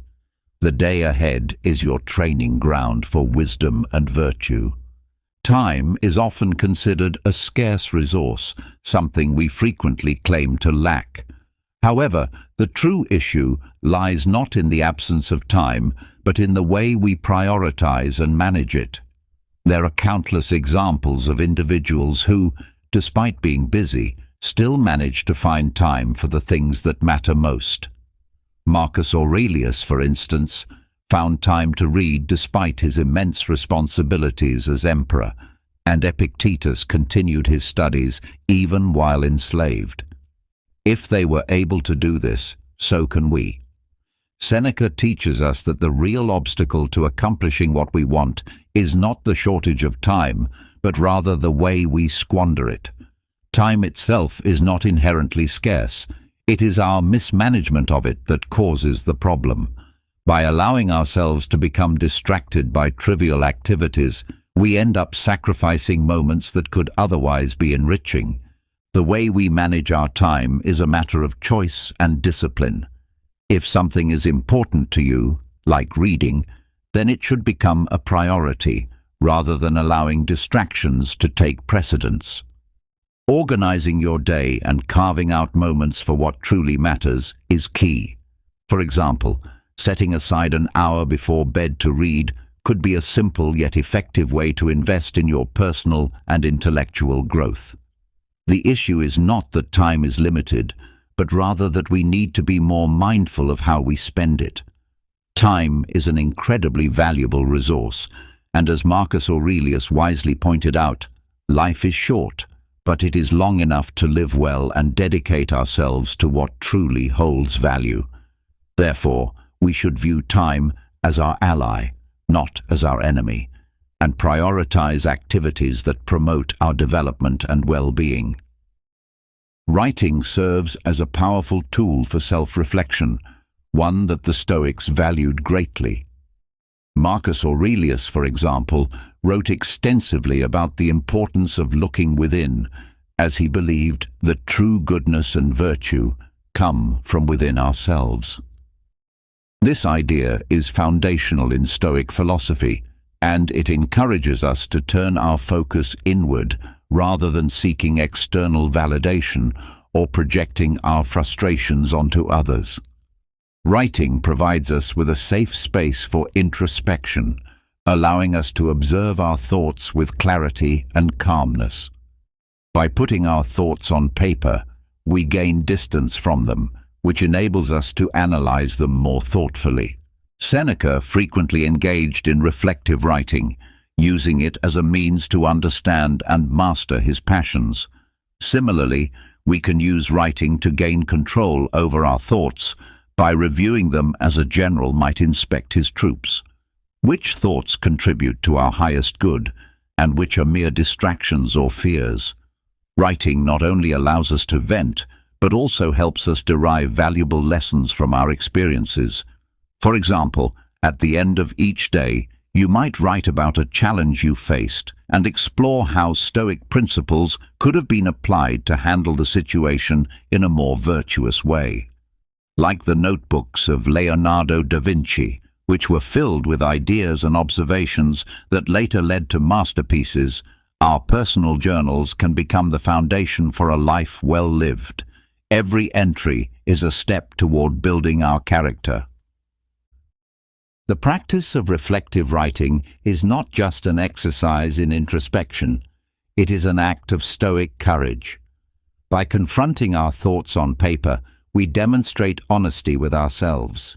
It is a continuous process of refinement, helping us learn to distinguish between what is within our control and what is not. In a world filled with distractions and external opinions, writing becomes a refuge, a personal space where we can examine our beliefs and convictions.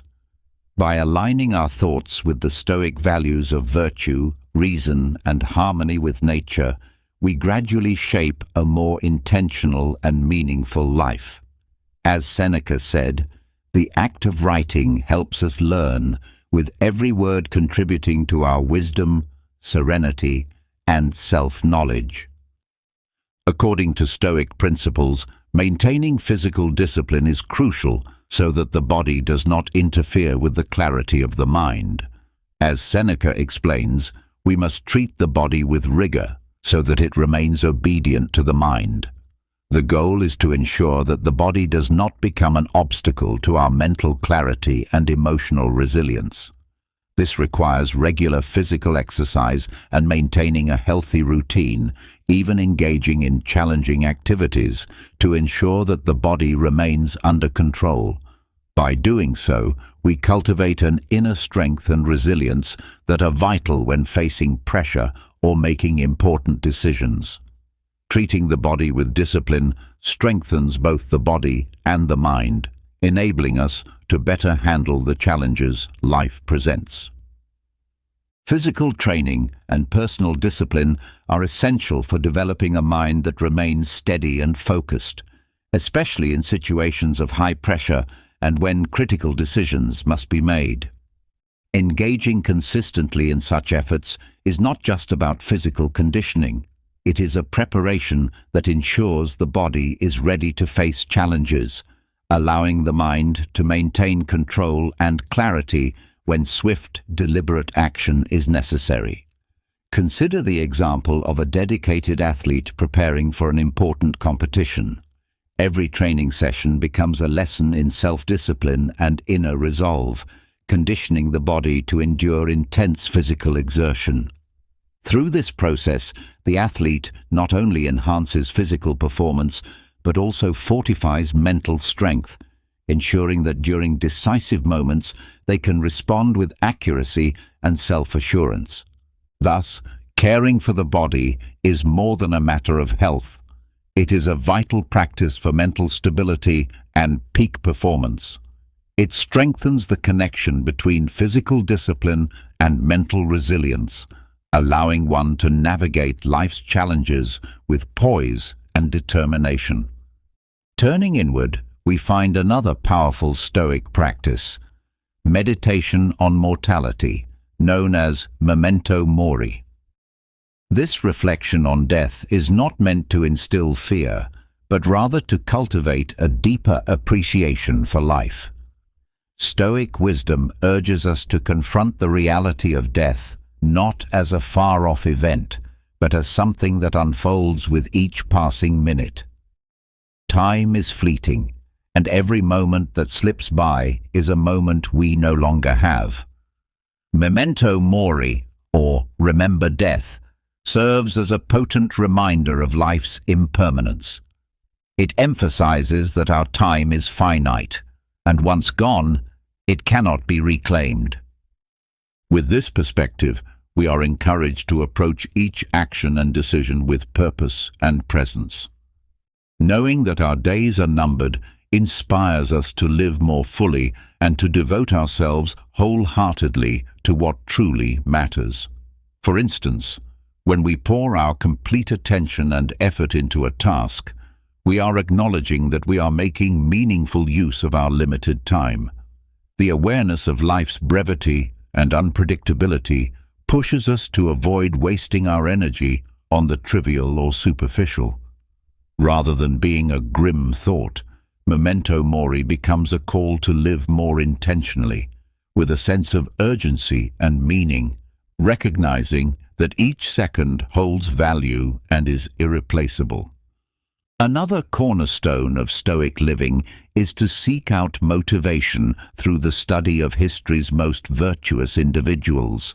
True inspiration often arises from observing the lives and character of those who pursued greatness through the consistent practice of virtue. According to Stoic philosophy, looking to the lives of people who committed themselves to self-improvement and the cultivation of moral excellence can be a profound source of encouragement. Marcus Aurelius reminds us that there is nothing more uplifting than witnessing virtue in action. It reinforces the possibility within ourselves to cultivate the same qualities.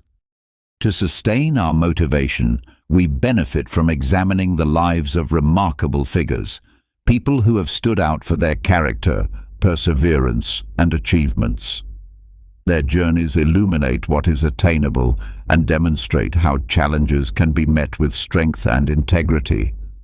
Epictetus also teaches that we should direct our focus toward the virtues we admire most in others and consciously work to develop those same traits in ourselves. For example, reflecting on a mentor or a historical figure whom we deeply respect can help us extract lessons from both their triumphs and their failures. These reflections offer valuable insights into resilience, determination, and the steady pursuit of excellence. By staying focused on such examples, we nurture our own inner drive and maintain clarity about our personal goals. The journey toward excellence is not without its trials, but it is also rich with rewards for those who persist. Motivation, then, lies in identifying and drawing strength from those who embody the principles we wish to live by, those who have walked the path of mastery and virtue before us. By contemplating their lives, we find guiding lights to shape our own. If you've read this far, write the word motivation in the comments to let us know you made it to the end. Now, I invite you to explore 2 more videos on the screen that will continue to expand your understanding and growth. If this video offered you something valuable, consider giving it a like and subscribing to our channel. Thank you once again, and see you in the next video. Welcome to this new video, where we dive deep into an ancient philosophy brimming with timeless wisdom, one that can help you rise above life's challenges and discover lasting inner peace. Today, we're uncovering 9 Stoic principles that have the power to help you think clearly, act wisely, and ultimately outsmart the chaos around you. In a world overwhelmed by constant stress and pressure, how can you stay grounded, focused, and strong? These Stoic keys will serve as your compass. Stick with us to the very end, because each principle we share is an essential piece in unlocking a life of serenity, resilience, and purpose. And if this video resonates with you, don't forget to subscribe to our channel, hit that like button, and drop a comment saying, "Keep it up." Now, let's dive in. Let's begin with our first insight. Don't talk about your challenges. This is the Stoic pathway to turning struggles into stepping stones. Greetings, fellow Stoic seekers. Today, we're reflecting on a powerful Stoic mindset that can shift the way you navigate difficulties in life. The principle is simple but profound. Don't talk about your challenges. At first glance, you might think, but isn't it good to vent sometimes? Don't I need to express my emotions to heal? And while there's value in healthy expression, the Stoics offer another perspective, one that revolves around resilience, self-mastery, and focusing on what's within our control. To the Stoics, challenges were inevitable. Life would always present trials, whether it's minor irritations or life-altering hardships. What truly mattered, they taught, was how we responded. Rather than fixating on our problems or giving them more power through constant talk, we are better served by responding with calm resolve and purposeful action. Marcus Aurelius, the philosopher king, once wrote, "The impediment to action advances action. What stands in the way becomes the way." In other words, every obstacle can become a stepping stone, if we choose to see it that way. This leads us to the idea of strength in silence. What does this look like in real life? It means resisting the urge to dwell on or constantly verbalize our problems. Instead, we focus on the solutions. We build inner fortitude. Think of a challenging work project. Talking about how hard it is won't make it any easier. It might even increase your sense of overwhelm. But if you quietly break it down into smaller, manageable steps, set clear goals, and move forward with steady action, you not only make real progress, but also build grit and confidence along the way. Perspective, another Stoic pillar, also plays a vital role. When we're immersed in difficulty, it's easy to lose our sense of proportion. But if we pause and take a step back, often we can reframe our situation or recognize that things aren't as dire as they seem. Stuck in traffic and feeling tense? Instead of complaining, try using that time to listen to something uplifting. Practice a few moments of mindfulness, or simply enjoy a moment of stillness. You might arrive at your destination feeling more grounded and centered, even if the journey wasn't ideal. So here's your Stoic challenge. The next time you face adversity, try a different path. Resist the instinct to vent or complain. Breathe deeply. Focus on your sphere of control and take decisive action. Cultivate that quiet strength that speaks louder than words. True power isn't found in the absence of struggle. It's found in your ability to meet that struggle with courage, self-command, and unwavering composure. Embrace this mindset, and not only will you face challenges more effectively, but you'll also deepen your sense of peace and resilience from within. Now, let's explore our second lesson. Don't reveal your secrets. This is the Stoic art of discretion. Welcome back, fellow seekers of wisdom. In this next powerful Stoic teaching, we explore a concept that can help you move through life with greater grace and clarity. The value of keeping your secrets.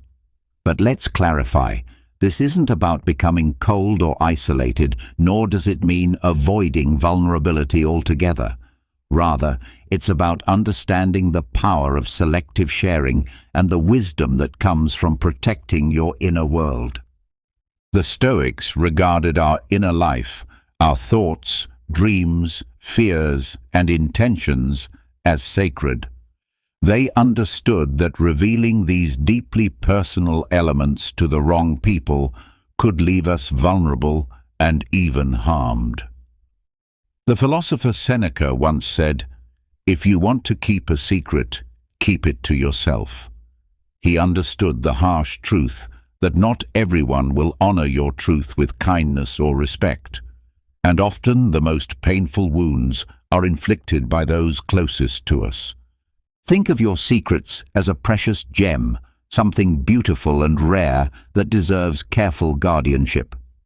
By protecting what's most intimate to you, you build an inner sanctuary, a safe place within where you can think, feel, and be without fear of judgment or betrayal. This doesn't mean closing yourself off completely, but it does mean being intentional about who you trust with your most vulnerable thoughts. It's about fostering relationships built on true trust and mutual respect. There's also a deeper discipline at play here: the development of self-control.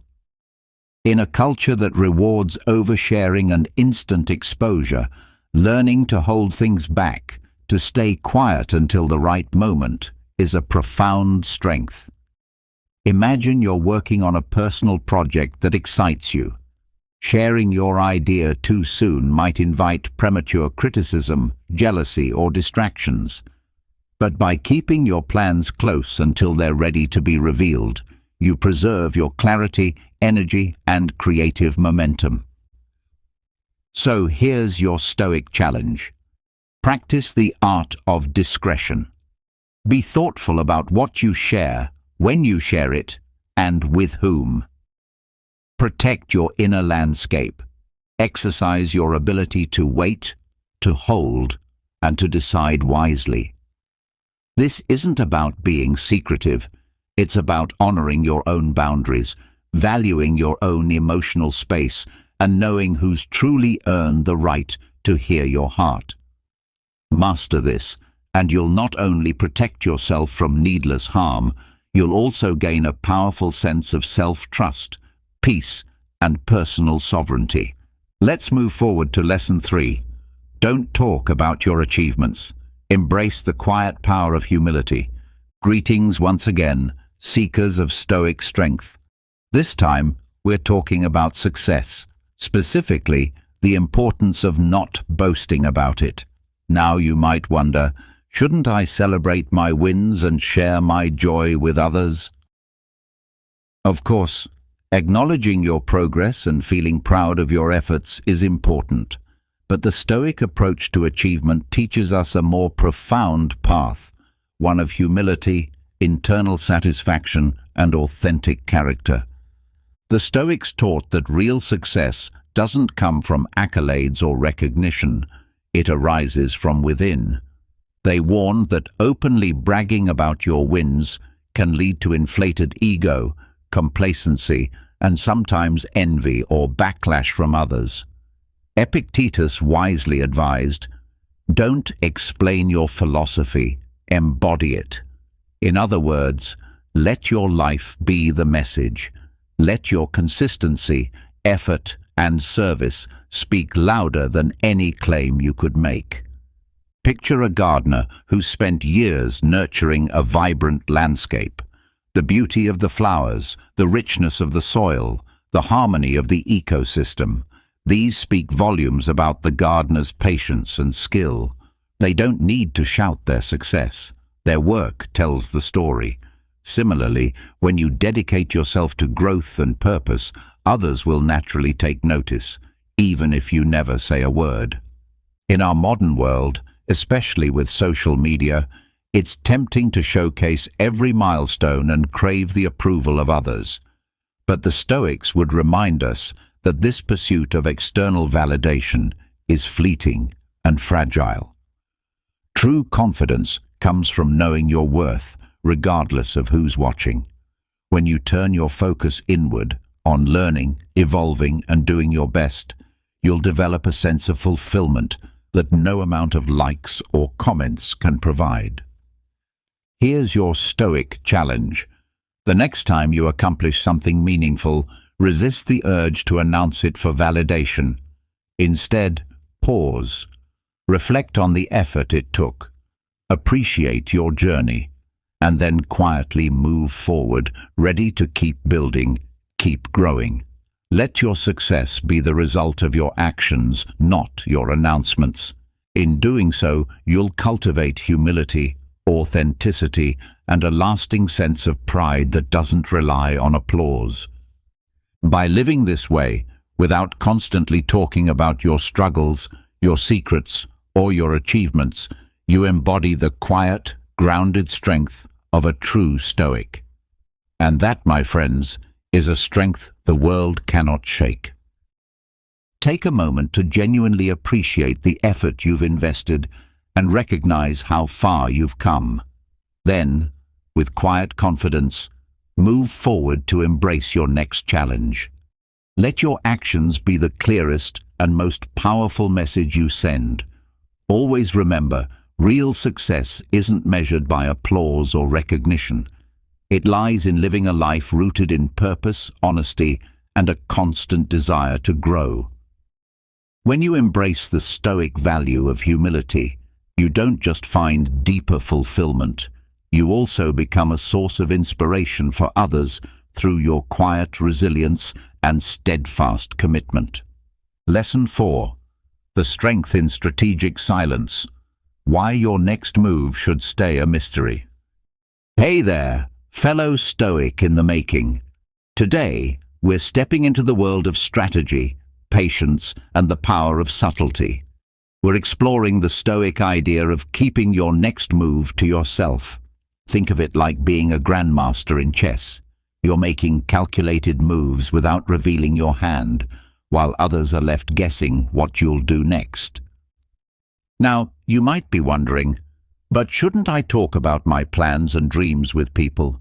Won't that help me stay on track and gather support? That's a valid thought.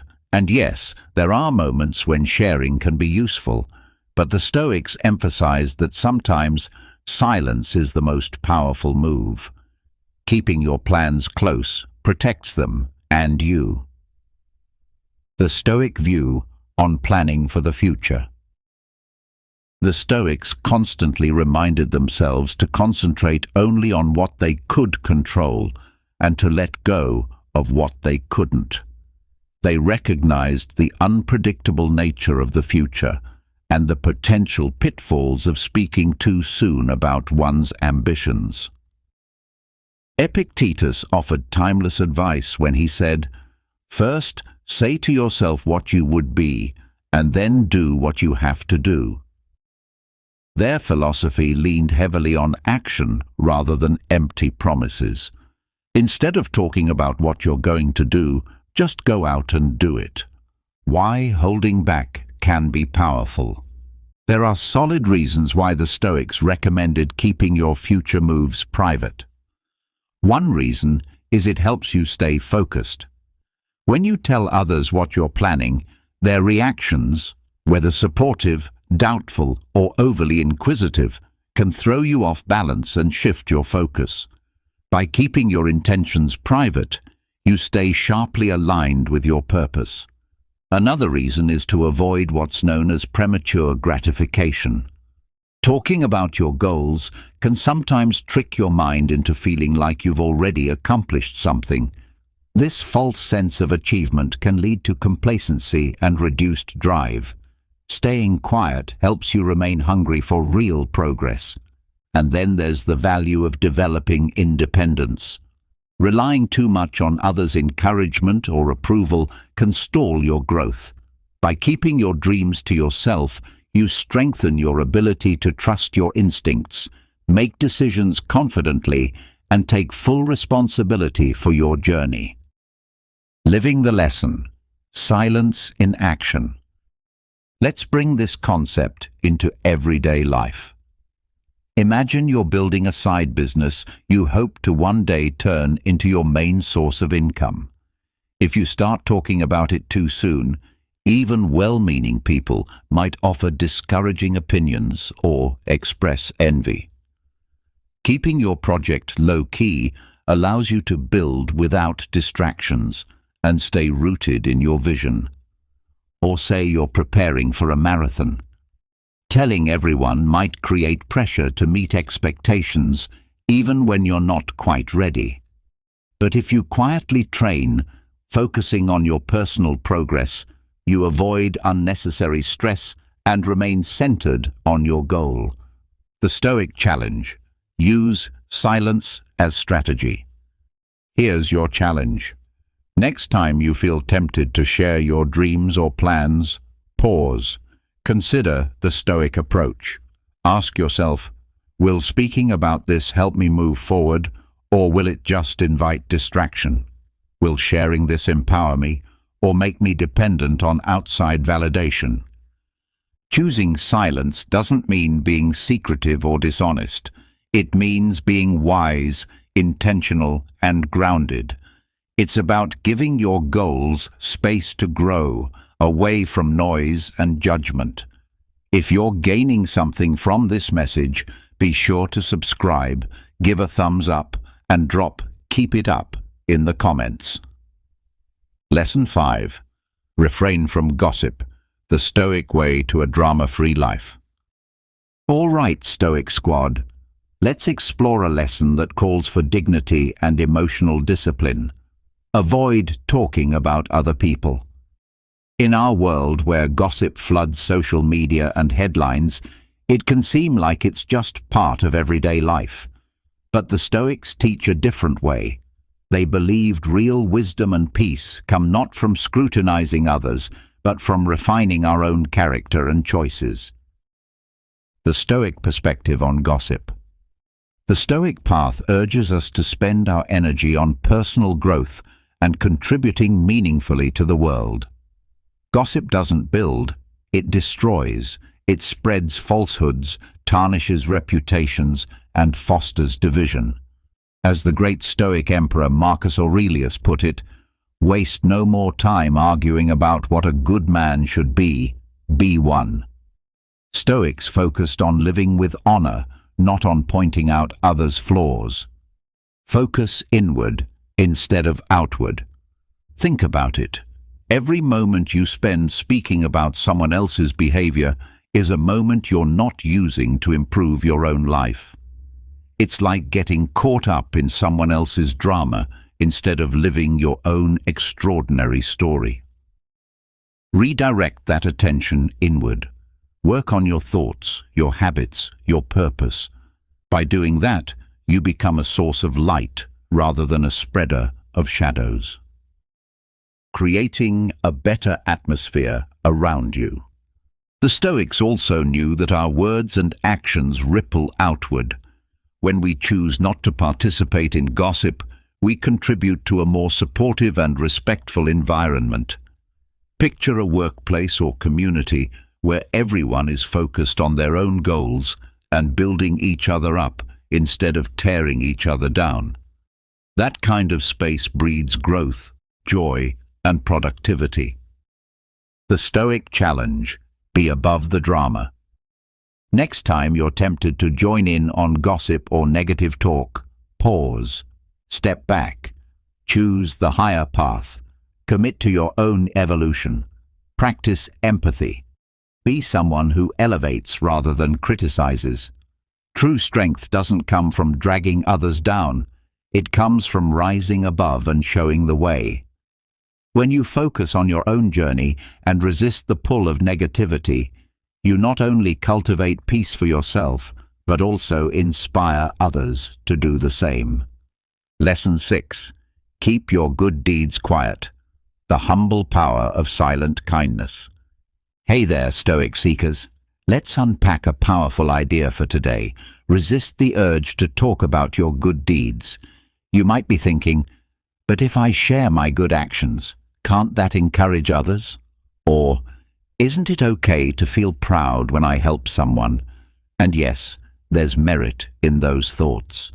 But the Stoics offer a deeper lens, one that values humility, inner drive, and authentic virtue. What the Stoics teach about doing good. The Stoics believed that true virtue means doing the right thing simply because it's right, not for praise or recognition. They warned that bragging about good actions can turn into arrogance and diminish the value of the deed itself. Seneca captured this perfectly when he said, "The reward for a good deed is to have done it." The very act of doing good is its own reward. You don't need a pat on the back to validate it. The quiet beauty of kindness without words. Think of a serene stream winding through a forest, silently nourishing every living thing it touches. It doesn't announce its presence, yet its gentle current sustains life all around it. That's the spirit of unspoken kindness.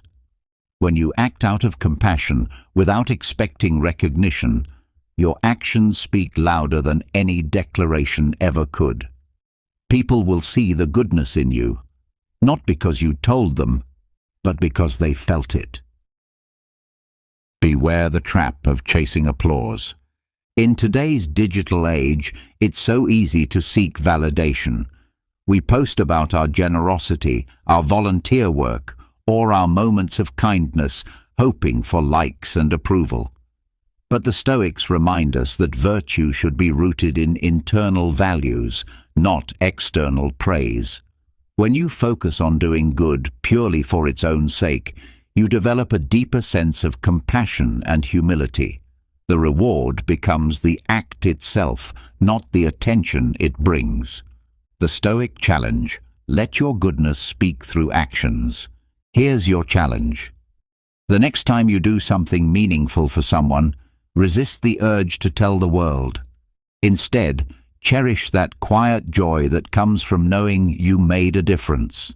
Let your actions become your message, your unspoken offering to a better world. Remember, real virtue doesn't seek the spotlight.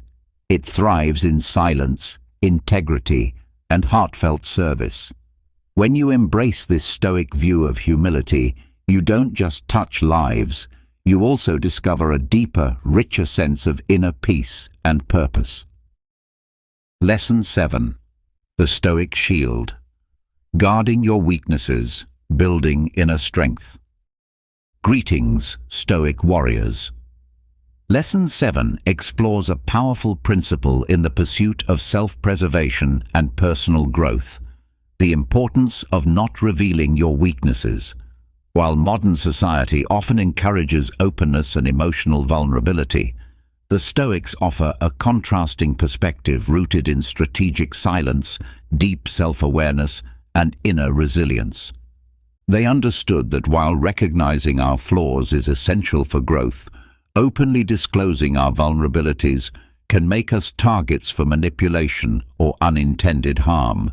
Seneca, one of the great Stoic philosophers, once said that a person who reveals their weaknesses is like a city without defensive walls, unprotected and exposed. To understand this better, it's helpful to distinguish between flaws and weaknesses. Flaws are imperfections in our character, mistakes, bad habits, or tendencies that we can acknowledge and improve upon. Identifying our flaws is vital for self-betterment. Weaknesses, on the other hand, are the tender spots in our psyche, our emotional triggers and vulnerabilities. These are the areas others might exploit, whether knowingly or not, leading us to act impulsively or emotionally. The Stoics believed that real strength is not demonstrated by disclosing our struggles, but by facing them quietly and privately. By keeping our weaknesses to ourselves, we preserve our integrity and shield ourselves from potential exploitation. Think of a person who becomes easily overwhelmed by stress. If they speak of this frequently, others might intentionally or unintentionally add to their burdens. However, if that person silently works to develop coping strategies and emotional resilience, they gain greater control over stressful situations and exude a quiet, unshakable strength. Here's the Stoic invitation. Rather than focusing on your weaknesses or discussing them openly, use your energy to transform them. Allow silence to become your tool for growth. Reflect inwardly, recognize your vulnerabilities, and develop ways to fortify those areas. Let your progress be evident, not through words, but through your strength of action. In this way, you cultivate authentic confidence and resilience, qualities that will serve you well when life tests you. Guarding your weaknesses is not a sign of fear, but a mark of wisdom and strength. If this message resonates with you, don't forget to subscribe to the channel, leave a thumbs up, and drop a "keep it up" in the comments below. Lesson 8. The Unspoken Dream. Nurturing your aspirations in the quiet of your heart. Welcome, dreamers and visionaries. In this lesson, we dive into the deeply personal realm of dreams and aspirations, but with a Stoic perspective. This time, we explore why it can be powerful to keep your most cherished dreams private, nurturing them quietly within the sanctuary of your heart. You might ask, shouldn't sharing dreams with others help with motivation and accountability? Absolutely, there is value in confiding in trusted allies. However, the Stoics also believed in the quiet power of restraint. They taught that dreams grow best in silence, sheltered from premature exposure and the turbulence of external opinion. Central to Stoic philosophy is the focus on controlling what lies within and accepting what does not. Dreams are beautiful and inspiring, yet they are also fragile. Sharing them too early or with the wrong people can invite doubt, skepticism, or even ridicule. Seneca reminded us that the greatest obstacle to living is waiting for tomorrow while neglecting today. The Stoics emphasized acting in the present, moving steadily toward goals without getting swept up in fantasy or future promises. So why is it wise to keep your dreams to yourself? First, doing so protects your inner vulnerability. Dreams often intertwine with our deepest sense of identity. Revealing them too soon can leave us feeling exposed, especially if others respond with negativity. By keeping your dreams private, you create a nurturing space where they can evolve, untainted by external judgment. Second, it maintains intrinsic motivation. The Stoics believed that genuine drive comes from within, not from outside approval. Once you share your dream, there's a risk that you'll become more invested in the reactions of others than in the dream itself. Guarding it preserves your connection to your own passion and keeps your fire burning brightly from within. Third, it cultivates patience and resilience. Big dreams don't manifest overnight. They require perseverance and time. Sharing them too early may set unrealistic expectations and lead to disillusionment if progress is slow. By keeping them close, you stay grounded, able to celebrate small wins and push through obstacles with enduring strength. Let's take this philosophy into the real world. Imagine you're quietly planning to start a non-profit organization to uplift underserved communities. Sharing that vision too soon might attract doubt or dismissive comments. But if you work silently, laying the foundation first, you protect your mission and remain focused on what truly matters. Or maybe you're an artist working tirelessly in private to hone your craft. Exposing your work prematurely could invite criticism that shakes your confidence. But by waiting until you're ready, you give your creativity the space it needs to blossom into something truly your own. So here's your Stoic challenge. When excitement about a dream fills your heart, pause before you share it. Ask yourself whether speaking about it will help bring it to life, or if it might cause distractions or a dependence on others' validation. Remember, holding your dreams in silence isn't about secrecy, it's about sacredness. It's about giving your aspirations room to breathe and trusting your own inner compass to guide you forward. Let your actions, not your words, reveal the depth of your dreams. Lesson 9. The Sanctuary of Solitude, Embracing the Quiet Strength Within. Welcome, Solitude Seekers. In this final lesson of the series, we explore the profound importance of solitude, a space the Stoics regarded as sacred and essential for personal strength and clarity. In a modern world obsessed with constant connection, solitude is often misinterpreted as loneliness or something to be avoided. But the Stoics saw it as a gift, an opportunity to connect more deeply with oneself and draw from an inner wellspring of peace. To the Stoics, solitude was not about retreating from life, but about engaging more fully with oneself. They believed that the quiet moments away from society's noise are where the soul finds its voice.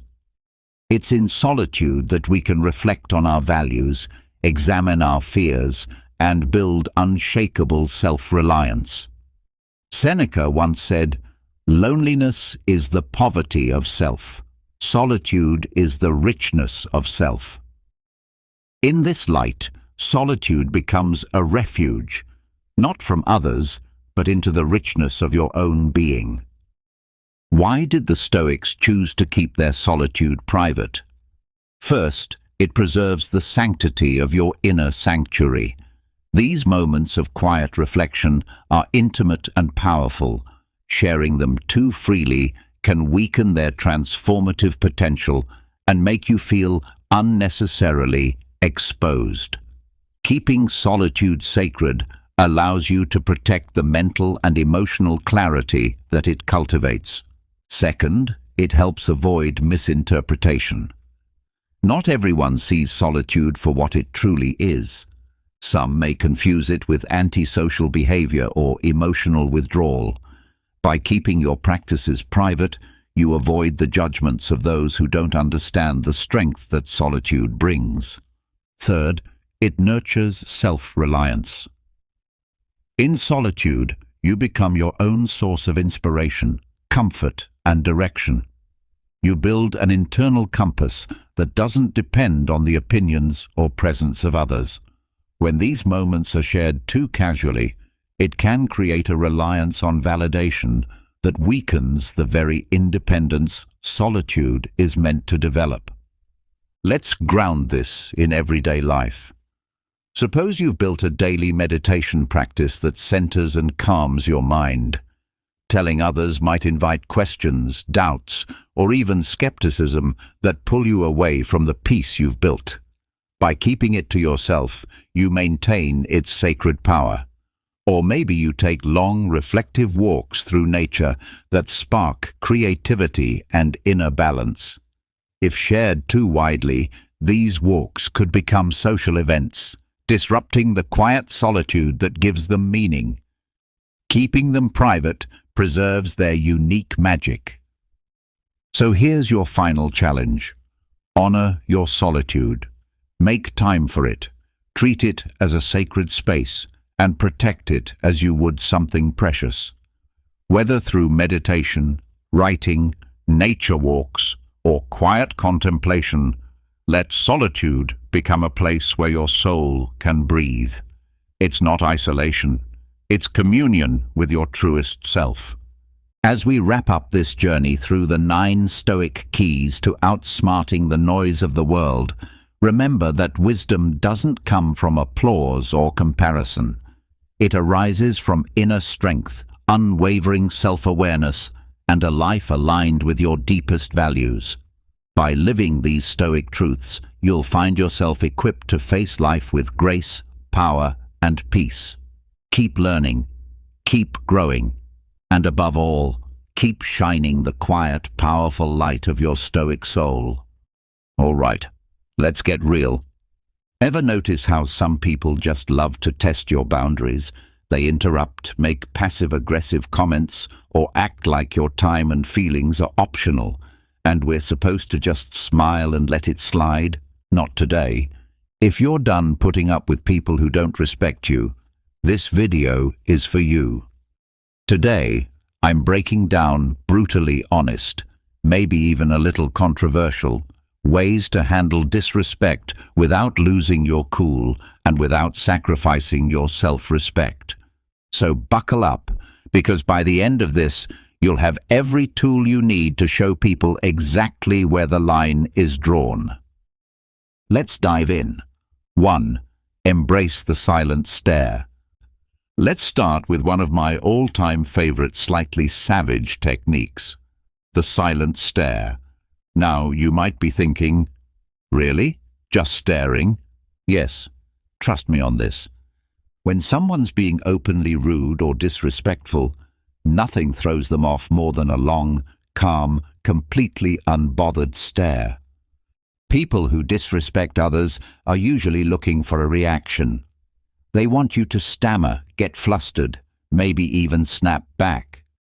They're looking to drag you into their drama, to make you question yourself or feel small. But when you just look at them, no words, no expressions, just steady eye contact, suddenly the power dynamic flips. Now I get it. This might sound a little passive-aggressive, but hear me out. There's something deeply unsettling about someone who doesn't give the reaction they were expecting. When you hold a steady, silent stare, you're saying without a word, "I'm not playing this game with you." It's a way of reclaiming control without even lifting a finger, and sometimes that silent stare is the clearest, most powerful no you'll ever say. Let me tell you about a time this technique worked like magic. I was in a group meeting where one guy kept talking over me, cutting me off like he was on a mission. You know the type, loud, overconfident, thinking everyone's there to listen to his wisdom. I tried interjecting. I tried being polite, but he wouldn't stop. So finally, I just looked at him. I leaned back in my chair, crossed my arms, and held his gaze. No blinking, no expression, just stared. For 5 solid seconds, I said nothing. You could feel the tension build. And the best part? Everyone else at the table started looking at him too, wondering what he'd do. You know what happened? He got uncomfortable, stumbled over his words, and suddenly looked anywhere but at me. He didn't interrupt me for the rest of the meeting. That silent stare did more than any words could have. And it didn't just stop his behavior in the moment. He actually started treating me with more respect after that, as if he'd finally realized I wasn't someone he could just bulldoze. Sometimes you have to show people who you are without saying a word. Let's dig a little deeper because this is more than just a power move. When you embrace the silent stare, it's like a reminder, to them and to yourself, that you don't have to dance to someone else's tune. You don't owe anyone an emotional reaction, and you don't have to prove yourself to people who don't see your worth. This is about reclaiming your space, your peace, and your dignity. Too often, when someone is disrespectful, we feel an urge to defend ourselves, to make our case, or worse, to let it slide because we don't want to create a scene. But the silent stare, it's not about being aggressive. It's about showing that you're grounded, unbothered, and unapologetically in control of your own emotions. It's also about accountability. People who are used to disrespecting others often do it without even thinking. They've never been called out, never faced real consequences for treating others poorly. When you give them that silent, deadpan look, it's like you're holding up a mirror. Suddenly, they're left alone with their own behavior. You're not telling them they're wrong, you're showing them. And most people don't like to see themselves like that. That's why this works. I've noticed that the silent stare tactic does more than just get the other person to back off. It also strengthens your sense of self-worth. When you stand there silent and still, you're reminding yourself that their words or actions can't shake you. I used to be the type who'd nervously laugh off rude comments or try to explain myself when someone questioned my choices. But honestly, that just drained my energy and made me feel worse. Learning to just look at someone, to let that silence fill the room without backing down, was a game changer. It feels like a small act of defiance. A quiet but powerful declaration of self-respect. So if someone's being rude, pushing boundaries, or making you feel less than, try the silent stare. Just look at them. Let them feel the weight of your calm. You'll be surprised at how uncomfortable it makes them and how empowered it makes you feel. The silent stare says, "I respect myself too much to get dragged into your negativity." And that's a message worth sending. 2. Embrace silence as your answer. Here's a little secret weapon that's incredibly underrated. Silence. When someone disrespects you, one of the most powerful responses is no response at all. Now I know what you're thinking. Silence feels passive, almost like you're letting them get away with it, right? But here's the truth. Silence is far from passive. It's a choice. And sometimes it's the boldest, loudest answer you can give. When someone's throwing negativity at you, they're trying to pull you into their drama, to make you feel small or defensive. But when you don't engage, when you just let their words hang in the air without responding, it forces them to sit alone with their own behavior. And that silence, it's deafening. Now here's why this works so well. People who disrespect others usually expect a reaction. They're looking for a fight, a justification, or just some kind of validation for their own behavior. But silence says, I'm not giving you my energy.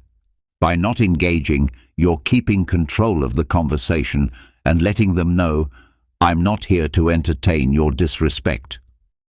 Sometimes the most powerful way to communicate is by not communicating. It's a quiet, subtle reminder that they're not worth your time or your words. I remember once being in a situation with someone who just couldn't resist making these little digs. You know the kind of person, hides their insults as jokes and tries to pass it off as harmless fun. So one day, he says something completely unnecessary about my work, clearly just to get a rise out of me. Normally, I would have tried to explain myself, or maybe even fired back a comment. But this time, I just looked at him, raised an eyebrow, and said absolutely nothing. I let his words hang in the air, letting him feel that awkward, silent pause. And you know what? He didn't know what to do. He looked at me, then looked down, mumbled something, and moved on. That moment was the last time he tried pulling that with me. It was like he realized that if I wasn't reacting, there was no power to be gained. That's the beauty of silence. It starves disrespect of the attention it craves. Here's the deeper message. When you choose silence, you're choosing yourself. You're saying, I value my peace over your opinion of me. And that's not just empowering, it's revolutionary. So often, we feel pressured to respond, to explain ourselves, to defend our choices, or to prove our worth to people who frankly aren't interested in respecting us. But by embracing silence, you're refusing to play by their rules. You're taking a stand without lifting a finger. You're letting them know, you're not worth my words. It's not just about controlling the situation, it's about reclaiming your energy. Silence is like a filter.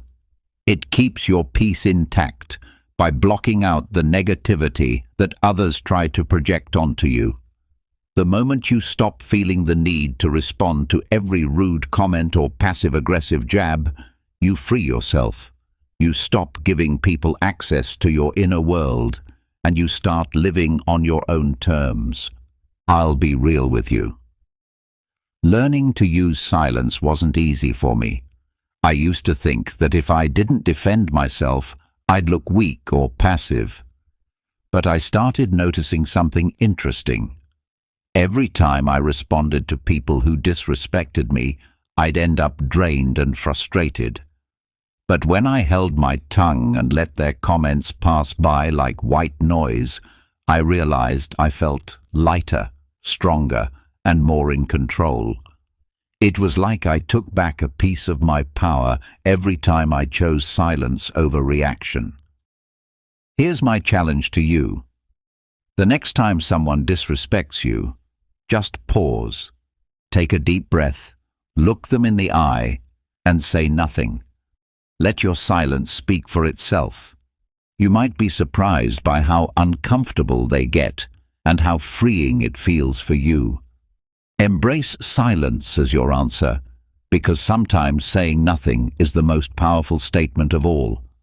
All right, this one's going to hit home for a lot of us. Stop explaining your choices. Seriously. How many times have you made a decision for yourself only for someone to immediately start asking, why? Why did you do that? Why didn't you go to that event? Why'd you take that job? People seem to think they're entitled to an explanation for everything we do. And here's the honest truth. They're not. Your choices are your own, and you don't owe anyone an explanation for how you live your life. It might sound controversial, but let's face it. If someone's questioning your choices, they're often not looking to understand. They're looking to judge. They're looking to poke holes, make you doubt yourself, or feel better about their own decisions by making you second-guess yours. You don't have to play along. When you stop explaining yourself, you reclaim your autonomy and show them that your life isn't up for debate. Let's dig a bit deeper into why people feel so entitled to an explanation in the first place. When people question your choices, it's often because your decision challenges their view of the world. Maybe you're taking a risk they're too scared to take, or maybe you're stepping out of the norm they find so comforting. Your independence or willingness to do things differently can make them uncomfortable, and asking you to explain is their way of trying to fit you back into their comfort zone. But here's the kicker. Just because they're uncomfortable doesn't mean you're responsible for reassuring them. Your life isn't a public service announcement. You don't have to justify your choices to anyone. I remember when I decided to switch careers, moving from a safe job to something I was actually passionate about. But that came with a lot more risk. The moment people found out, it was like I'd announced I was moving to Mars. I kept getting asked, why would you leave a stable job? And how are you going to make it work? At first I'd try to explain, talk about how I wanted something more fulfilling, about how I had a plan. But I quickly realized that no matter what I said, it never felt like enough. The more I explained, the more people questioned me, poking holes and making me feel like I needed to prove myself. Then one day, I decided to try something new. When someone asked, "But why would you leave that job?" I simply replied, "Because I wanted to." No extra details, no breakdown of my strategy, just a simple answer. And let me tell you, it felt amazing. The silence that followed was everything. People didn't know how to respond because I'd taken away their power to question my choices. And you know what? They eventually stopped asking. Here's the real beauty of not explaining yourself. It's freeing. It's you standing in your own truth, knowing that your decisions are enough simply because you've made them. When you stop justifying your actions, you give yourself permission to live authentically, without the weight of other people's expectations. You stop wasting your energy on explanations, and you start pouring it into actually living the life you want. There's a powerful lesson here.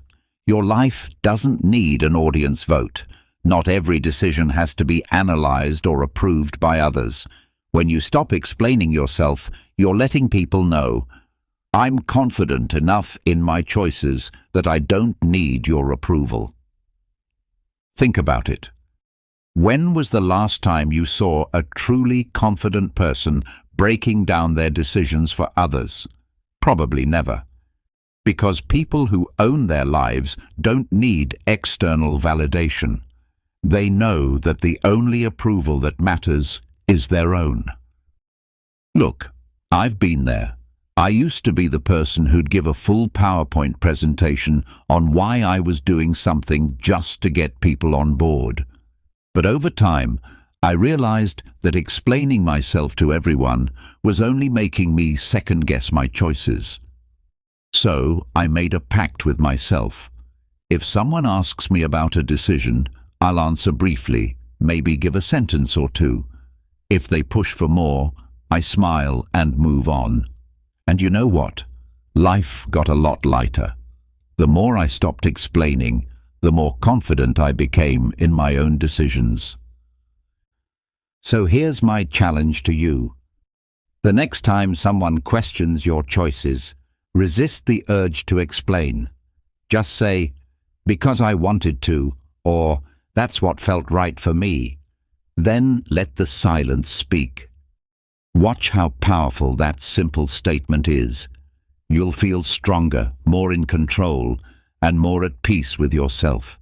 And the best part, you'll realize that your choices don't need anyone else's stamp of approval. They're valid simply because you made them. Keep your distance. Let's be real. Sometimes the best way to handle people who don't respect you is to just keep your distance. I know it sounds harsh, maybe even a little cold, but here's the hard truth. Not everyone deserves a front row seat in your life, and if someone's consistently disrespecting you, one of the healthiest moves you can make is to give yourself some space from them. This doesn't mean you hate them or that you're being dramatic. It means you respect yourself enough to protect your energy. Keeping your distance isn't about being mean or ignoring people. It's about choosing where and how you spend your time and energy. Imagine your life as a limited access club. Not everyone gets a VIP pass. If someone's constantly crossing your boundaries, making you feel small, or just radiating negativity, why on earth would you keep them close? It's okay to step back. In fact, it's crucial. Distance can give you the clarity to see things as they really are, free from the fog of emotional manipulation or guilt. Think about it. When you keep people who disrespect you close, it's like inviting them to a mental and emotional buffet where they take, criticize, and judge as much as they want. And then we wonder why we feel drained, anxious, or frustrated. Giving yourself space from these people is an act of self-preservation. It's about protecting your mental health, preserving your peace, and making room for people who actually respect and uplift you. Letting go of the guilt around distancing yourself can be liberating. You're not obligated to keep disrespectful people in your orbit. I'll share a little story.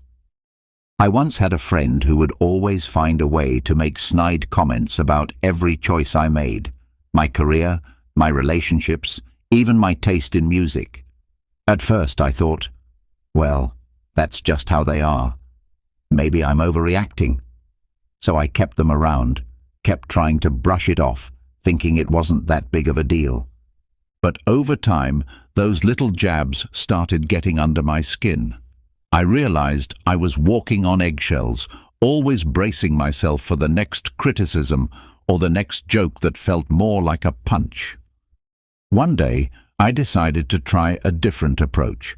I didn't make a big announcement or call them out. I just started limiting my time with them. Instead of seeing them every week, I'd see them maybe once a month. And guess what? I felt lighter. I felt freer. And in that space, I realized just how toxic that friendship had become. Distancing myself gave me the mental clarity to see that I deserved better friends. Friends who would build me up instead of tearing me down. Here's the thing. Some people are going to tell you that keeping your distance is selfish. They'll say, but they're family, or you've been friends for years. It can feel uncomfortable, maybe even a little taboo, to admit that someone you know well just isn't good for you. Society tells us to be loyal, forgiving, and nice, but at what cost? Here's a little secret. Protecting your peace isn't selfish, it's necessary. You're not here to be anyone's emotional punching bag or their constant source of validation. Sometimes the best way to show someone you've had enough is by simply stepping back. Here's where it gets deep. Keeping your distance is a powerful reminder that you are your own priority. You don't have to play the role someone else has assigned to you. You don't owe anyone access to your mind, your time, or your emotions. When you put a little space between yourself and disrespectful people, you're making a statement. Your well-being comes first, and that's not just self-care, it's self-respect. Distance also gives you the chance to focus on the relationships that matter, the ones that genuinely uplift you. Think about it. The more time you spend around people who respect you, the more confident and fulfilled you feel. The less time you spend around those who tear you down, the less room they have to impact your thoughts, your mood, and your life. I used to feel so guilty about distancing myself from people, even if they weren't treating me well. I'd think, what if they think I don't care? Or maybe I'm overreacting. But over time, I learned that distancing myself wasn't just about removing negativity, it was about creating space for growth. When I started giving myself permission to distance from disrespectful people, I felt a new kind of freedom. I had more energy, more peace, and a clearer vision of who I wanted in my life. So, here's my challenge to you. Think about the people in your life who constantly disrespect you, who make you feel small or drained. Then ask yourself, do they really deserve this much access to me? Hold your head high. All right, let's talk about an old-school classic that never goes out of style. Holding your head high. Now, I know this might sound like generic advice, but trust me, this one is pure gold when dealing with people who don't respect you. Here's the thing. When someone is disrespectful, they're banking on making you feel small. They want you to doubt yourself, to lower your eyes, to shrink into yourself. But when you stand tall and hold your head high, you're saying, without a word, I know exactly who I am, and nothing you say or do will make me feel less. Here's what's powerful about this. Confidence makes people uncomfortable, especially people who disrespect others. Why? Because they rely on the idea that their words or actions have the power to influence you, to control you in some way. When you refuse to let their disrespect touch you, when you literally stand taller and hold your head up high, you're showing them that they don't have the power to bring you down. You're unbreakable, and people who thrive on disrespect don't know what to do with that. It throws them off balance. It makes them question their power, not yours. I remember being in a situation with someone who just couldn't resist throwing little insults my way every time we met. You know the type. Always a smirk, always a joke that feels more like an attack. I used to try and brush it off, but honestly, it got to me. I found myself starting to dread being around them, feeling like I had to defend myself every time. But then, one day, I decided I was done feeling small. I showed up, shoulders back, head high, and every time they made one of their little comments, I just looked them in the eye, smiled, and carried on like nothing had happened. And you know what happened? They actually started backing off. It's like they could sense that their comments weren't reaching me anymore, that I was too far above that nonsense. And suddenly, their power faded. There's something magnetic about holding your head high. It's like a silent force field that says, I'm untouchable. Now, here's where it gets a little spicy. People who don't respect you often hate seeing you confident. It messes with their worldview. They want to believe they're above you, that they've got something on you. And when you walk around confidently, it disrupts that narrative. To them, it's almost offensive.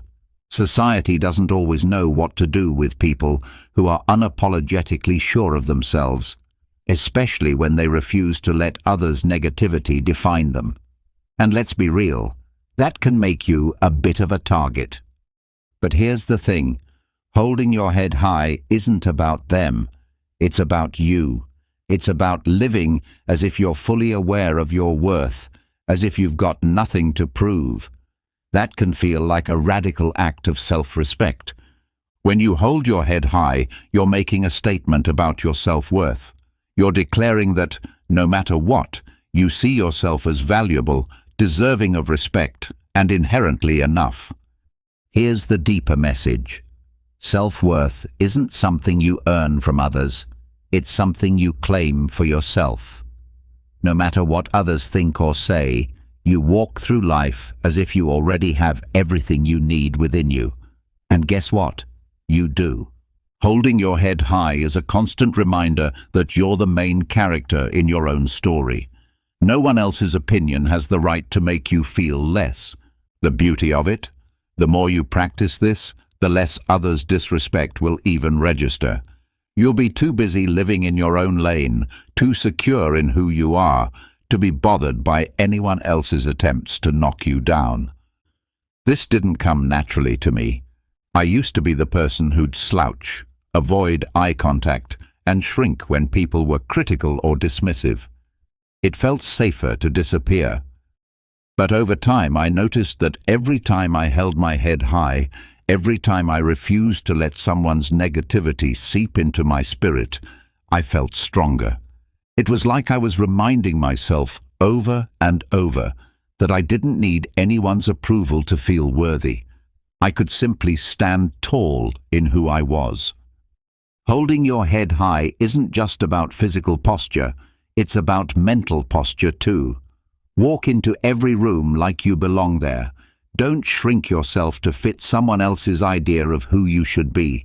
If someone makes a snarky comment, let it roll off you.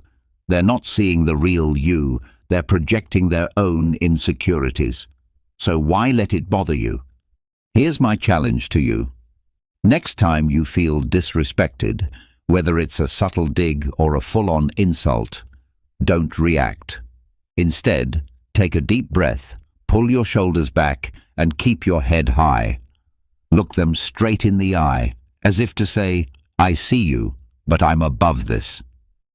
You'll feel a rush of confidence, a sense of peace that comes from knowing their words hold no power over you. Holding your head high is more than just good posture. It's a powerful, silent statement of your self-respect. It says, I know who I am, I value who I am, and nothing you say can change that. Because at the end of the day, respect starts with you. The more you respect yourself, the less room there is for anyone else's disrespect to stick. Stand tall, own your worth, and remember, you're worth every bit of that confidence. Life's too short to spend it bending over backwards for people who can't see your value. You don't need anyone's permission to stand tall, protect your peace, and live life on your terms. People will try to bring you down, test your boundaries, and question your choices. That's just the world we live in. But here's the thing. You get to decide what energy you let in. You set the standard for how you're treated. The best part? The more you focus on your self-respect, the more you'll attract people who see your worth, who uplift you instead of dragging you down. It all starts with you owning your power and letting the rest fall into place. So, hold your head high, embrace the silence when it serves you, and never apologize for walking away from what doesn't serve you. Thanks so much for watching. If you got something out of this, give it a thumbs up and maybe even hit subscribe for more content on owning your life and building the confidence to thrive. Share this with someone who needs a reminder to stand tall. And hey, drop a comment below if you've got a story about handling disrespect or setting boundaries. I'd love to hear it. Until next time, take care, stay strong, and remember, respect starts